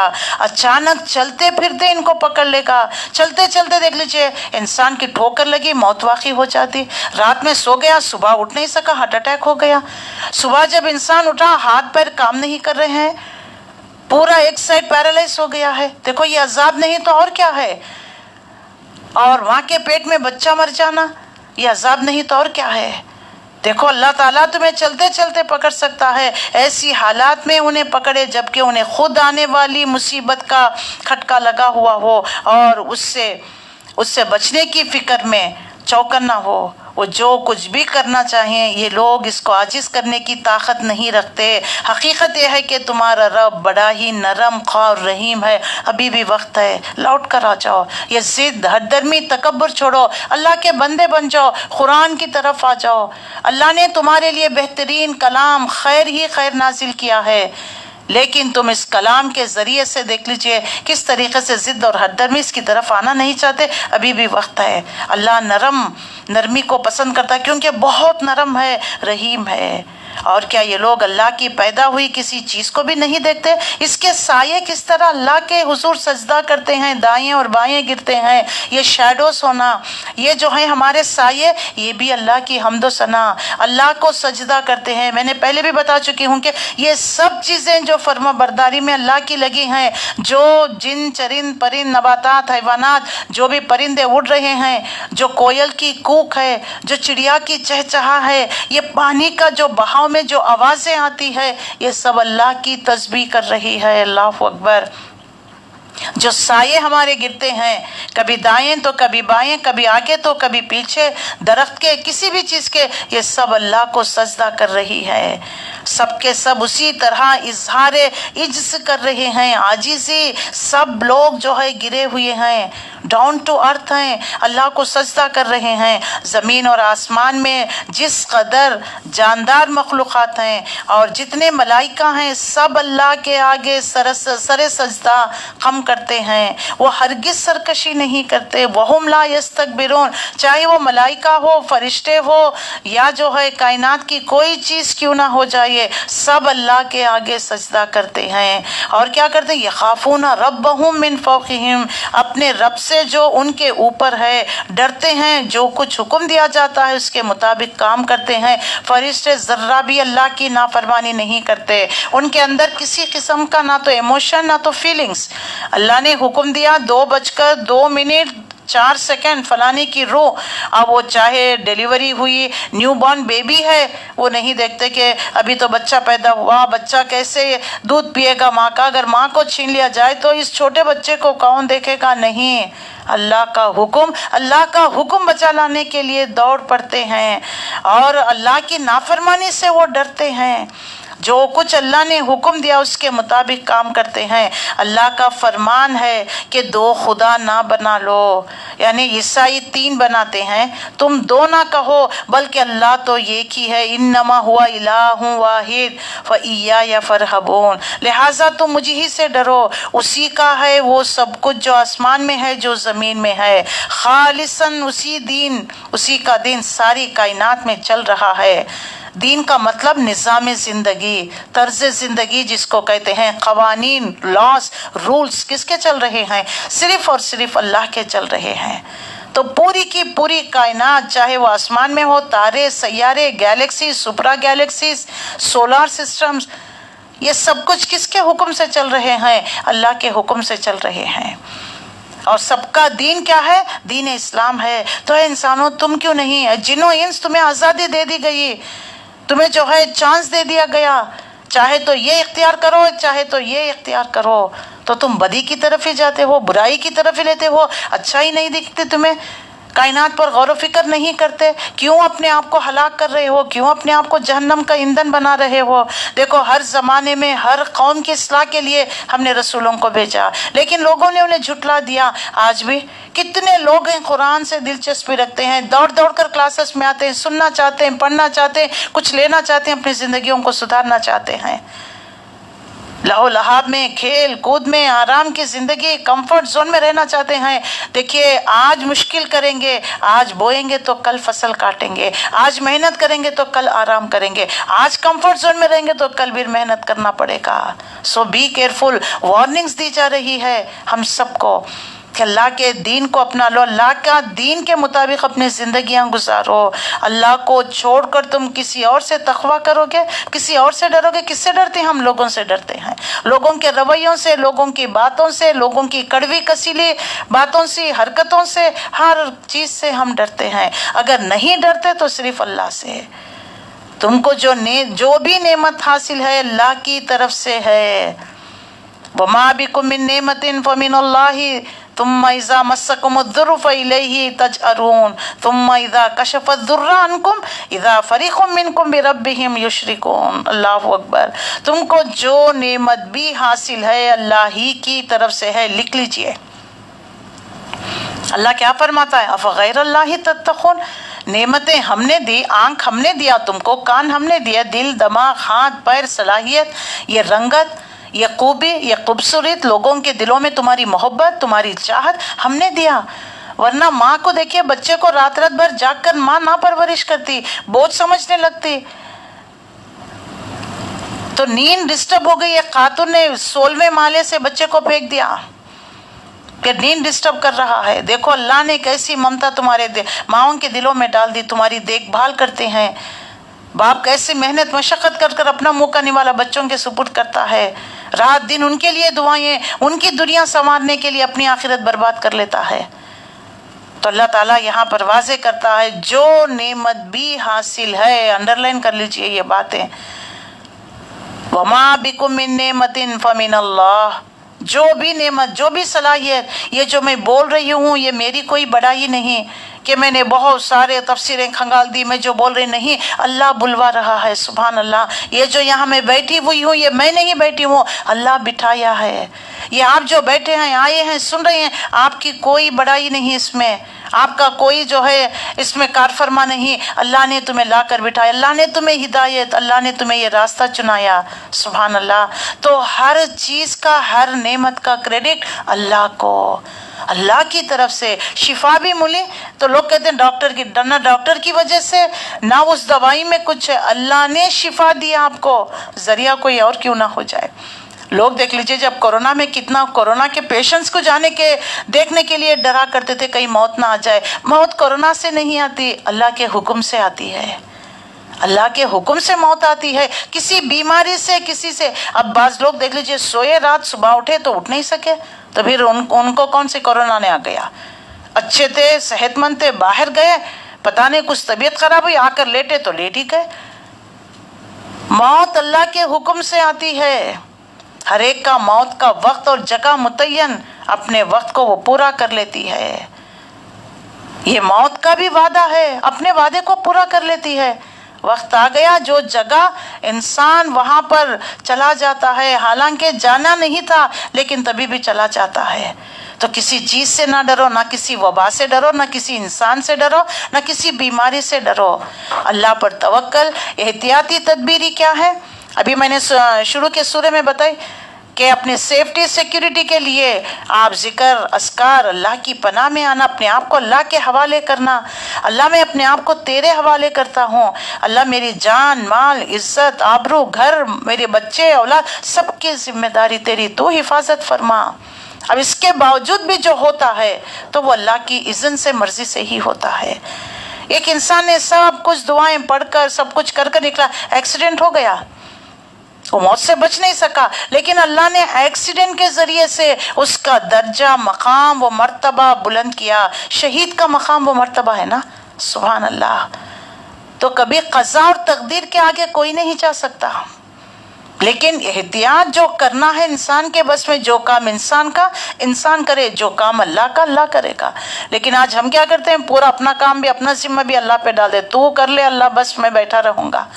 انہا ہونا قائدون، جیسا موسیٰ نبی کے بنی اسرائیل نے کہا تھا، آپ اور آپ کا خدا جاؤ لڑیں، ہم یہیں بیٹھے آپ کا انتظار کریں گے۔ 40 سال تک اللہ نے فلسطین ان پر حرام کر دیا تھا، صحرا میں بھٹکتے تھے، یہ کیا کم عذاب تھا ان کے لیے؟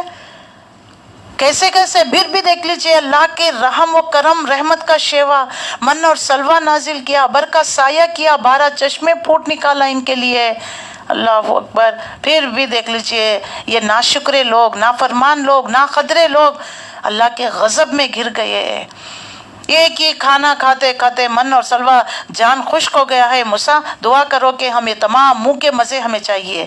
جو قوم منہ کے مزوں میں مبتلا ہو جائے گی، اپنے مشن اور ویژن سے ہٹ کر دوسرے چیزوں میں، لہو لہاب میں، کھانے پینے میں پڑ جائے گی، وہ کبھی ترقی نہیں کر سکے گی۔ آج امت مسلمہ کا بھی حال دیکھ لیجئے، کمفرٹ زون، پیر پھیلا کر بس اے سی میں سو رہے مزے لے کر۔ اگر ہماری تجارت من پڑ جائے، ہمارے تجارت میں کوئی نقصان، تو کیا ایسے پیٹ پھیلا کر سوتے ہیں ہم؟ کیسا بھاگ دوڑ کرتے ہیں؟ یہ ایڈز کیوں دیا جاتا ہے؟ Buy one get one free کیوں؟ کیونکہ تجارت من پڑ گئی ہے، اس کو پھر اپ گریڈ کرنے، اپ لفٹ کرنے کے لیے کیا کیا تدابیریں کرتے ہیں۔ اللہ کا دین پامال ہو رہا ہے، کس طریقے سے اللہ کی آیتوں کا کھلواڑ کیا جا رہا ہے۔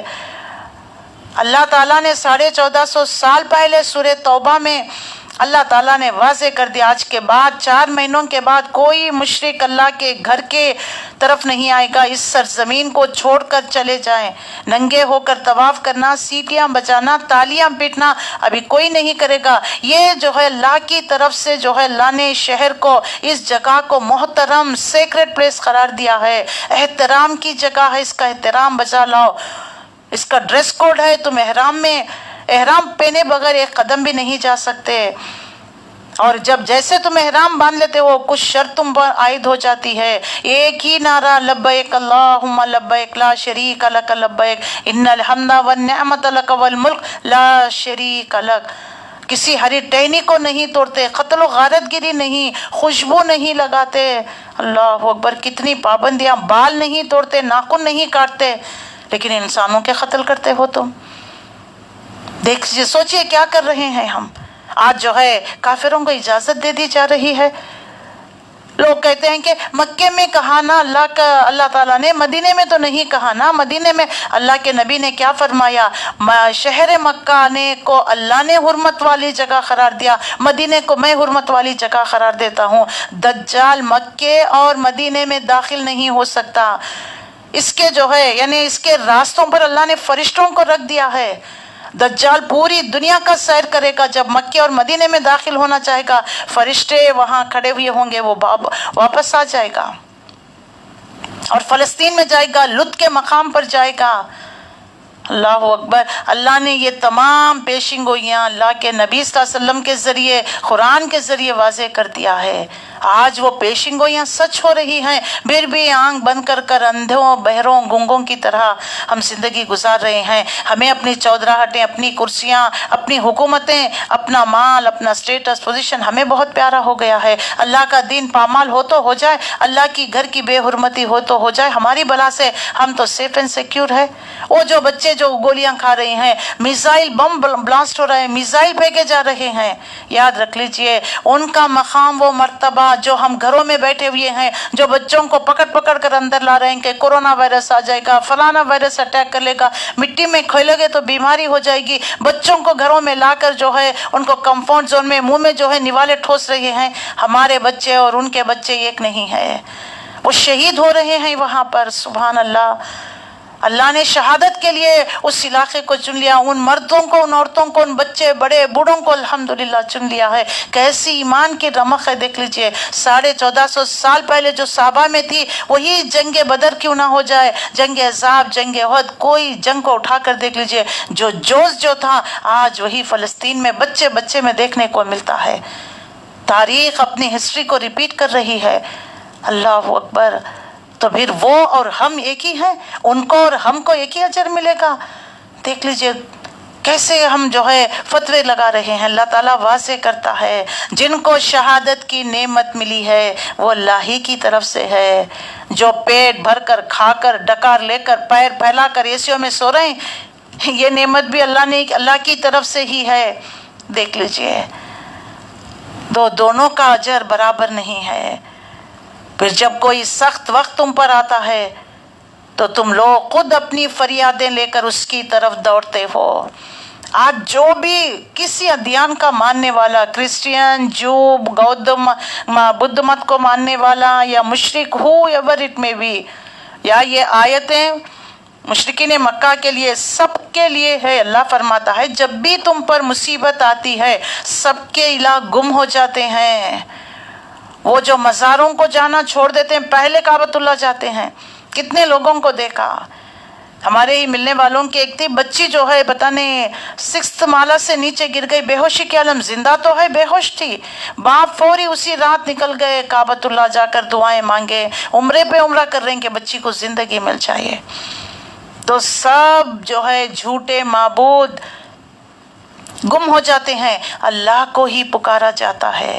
تم جب کشتی میں سفر کرتے ہو، تمہاری کشتی جب بھنور میں گر جاتی ہے، طوفان میں گر جاتی ہے، تم لات، منات، عزا، حبل دیوی دیوتاؤں کو چھوڑ کر آسمان کی طرف ہاتھ نظریں اٹھا کر اللہ کو پکارنے لگتے ہو، بھول جاتے ہو احسان۔ جب اللہ خشکی پر تمہاری کشتی کو اتارتا ہے پھر ناشکرے بن جاتے ہو، پھر ان آستانوں کی طرف دوڑ کر جاتے ہیں، پیر بابا کی رحمت سے مرشد کی چادر اڑاؤ، شیخ عبد القادر جیلانی کے مزار پر، اور جاؤ خواجہ غریب النواز اجمیر شریف جاؤ، عرس ہو رہا ہے، غلے میں مال ڈالو، پتہ نہیں وہ لنگر بناؤ، غریبوں کو تقسیم۔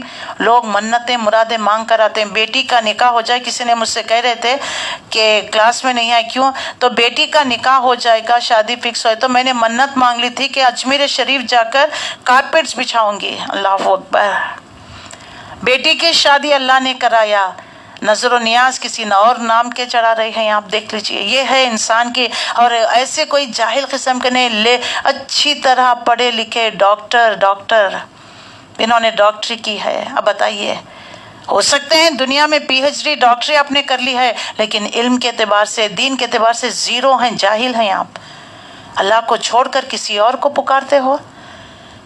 اللہ اکبر۔ اللہ تعالیٰ یہاں پر مثالوں سے سمجھا رہا ہے۔ تو جب کبھی تمہیں مصیبت آ گھیرتی ہے تو تم اپنی فریادیں لے کر اللہ کی طرف دوڑتے ہو، مگر جب اللہ اس وقت کو ٹال دیتا ہے تو یہ کائک تم میں سے ایک گروہ اپنے رب کے ساتھ دوسروں کو اس مہربانی کے شکریہ میں شریک کرنے لگتا ہے۔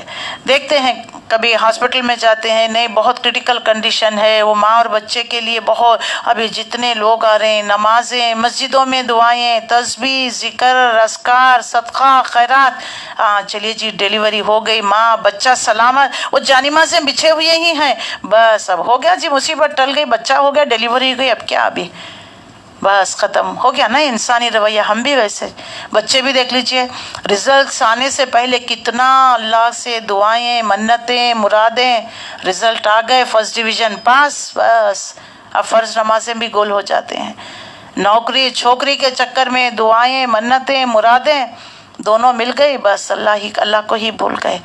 کوئی نعمت ملتی ہے تو اس کا مطلب ہے کہ اللہ کے شکر گزار بندے نہ بنے، اللہ کو چھوڑ دے، یہی ہے۔ دیکھیے نعمتوں کی ناقدری، ناشکری کا مطلب یہی ہے۔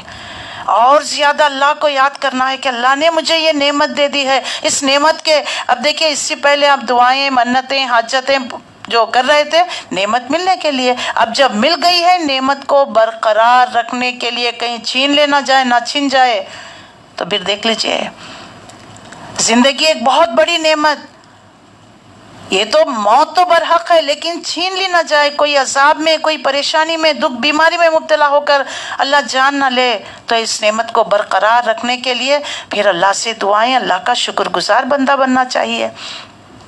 شکر اور یعنی شرک، شین را کاف سے شرک، شین کاف را سے شکر، دیکھ لیجئے انہی 3 لیٹرز کو آگے پیچھے کر دے تو کہ زمین اور آسمان کا فرق ہو جاتا ہے، شکر اور شرک۔ اللہ شرک کو پسند نہیں کرتا، شکر کو پسند کرتا ہے۔ جیسے میں ہمیشہ کہتی ہوں، کڑوی چائے میں ایک میٹھی چینی آپ کی چائے کو میٹھاس کر دیتی ہے، تو شکر سے دیکھ لیجئے آپ کی چائے میٹھی ہو گئی۔ کڑوی تلخ چیزوں کو شکر کا جذبہ نعمتوں میں اضافہ کر دیتا ہے۔ تو جب آپ شکر کا جذبہ رکھیں گے، اللہ اور تمہاری نعمتوں کو بڑھا دے گا۔ اور اللہ تعالیٰ یہاں پر اسی بات کو واضح کرتا ہے تاکہ اللہ کے احسان کی ناشکری کرے، اچھا مزے کر لو، ان قریب تمہیں معلوم ہو جائے گا۔ یہ لوگ جن کی حقیقت سے واقف نہیں ہیں، ان کے حصے ہمارے دیے ہوئے رزق میں سے مقرر کرتے ہیں۔ اللہ نے کھانے پینے کا حکم دیا، اس میں سے کہتے ہیں یہ اللہ کے لیے، یہ ہماری دیوی دیوتاؤں کے لیے، یہ پیر مرشد صاحب کے لیے، یہ عرس کے لیے، یہ چندہ یہ اللہ کے نام پہ ہے۔ قیامت کے دن وہ سب لایا جائے گا، تو 58 54 جو چلتے نہیں سکے، یہ اللہ کے نام کے، پیر صاحب کے لیے، اولیاء اللہ، بزرگان دین کے، ان کے ہنڈی میں کیا پڑے، ہری ہری نوٹ پڑے ہوئے ہیں، دیکھ لیجئے، اور باسی بچا ہوا کھانا، سوکھی روٹی، پھٹے پرانے کپڑے، اللہ کا نام لے کر جو پوچھتا ہے اس کو ہم دیتے ہیں۔ اللہ کے نام کی تو کم سے کم لاج رکھ لیا کرو، اللہ تعالیٰ یہاں پر واضح کرتا ہے۔ تو انشاءاللہ العزیز میں یہاں پر اپنی بات کو روکتی ہوں، آیت نمبر 55، انشاءاللہ کل ہم اس کو کنٹینیو کریں گے۔ بہت بہترین صورت ہے، اور کس طریقے سے اللہ اپنے شکر گزاری کا، اپنی نعمتوں کا ذکر کر رہا ہے۔ تو اللہ تعالیٰ نے جو نعمتیں مجھے اور آپ کو دے رکھی ہیں، اس کو، ان نعمتوں کو برقرار رکھنے کے لیے اللہ کے شکر گزار بندے بنیے، اور اللہ کی دی ہوئی نعمتوں کو صحیح استعمال، چاہے وہ جانور ہو، چاہے مویشی ہو، ہر ایک کا ہمیں حق ادا کرنا ہے۔ تو اللہ سے دعا ہے، اللہ تعالیٰ نے جو زندگی، جو نعمتیں ہمیں جو دے رکھا ہے، ان کا ہمیں شکر ادا کرنا چاہیے۔ شکر کا بہترین طریقہ اللہ کا ذکر، اللہ کے ذکر سے ہی جو ہے دلوں کو اطمینان ملتا ہے، اور انہی چیزوں کے ذریعے سے ہمیں اللہ کا قرب حاصل کرنا چاہیے۔ تو اللہ سے دعا ہے اللہ تعالیٰ مجھے اور آپ کو ان تمام باتوں پر عمل کرتے ہوئے دوسروں تک پہنچانے کی توفیق عطا فرمائے۔ وما علینا الا البلاغ۔ السلام علیکم ورحمۃ اللہ وبرکاتہ۔ دیکھا جائے گا کہ اگر تیلگو کلاس کے لیے نیٹ اگر صحیح ہے تو انشاءاللہ کلاس لے لیا جائے گا، آپ تھوڑی دیر کے بعد چیک کر لیجئے، ورنہ آپ کو گروپ میں ڈال دیا جائے گا، then you can attend the class۔ جزاک اللہم الخیر، شکراً۔ السلام علیکم ورحمۃ اللہ وبرکاتہ۔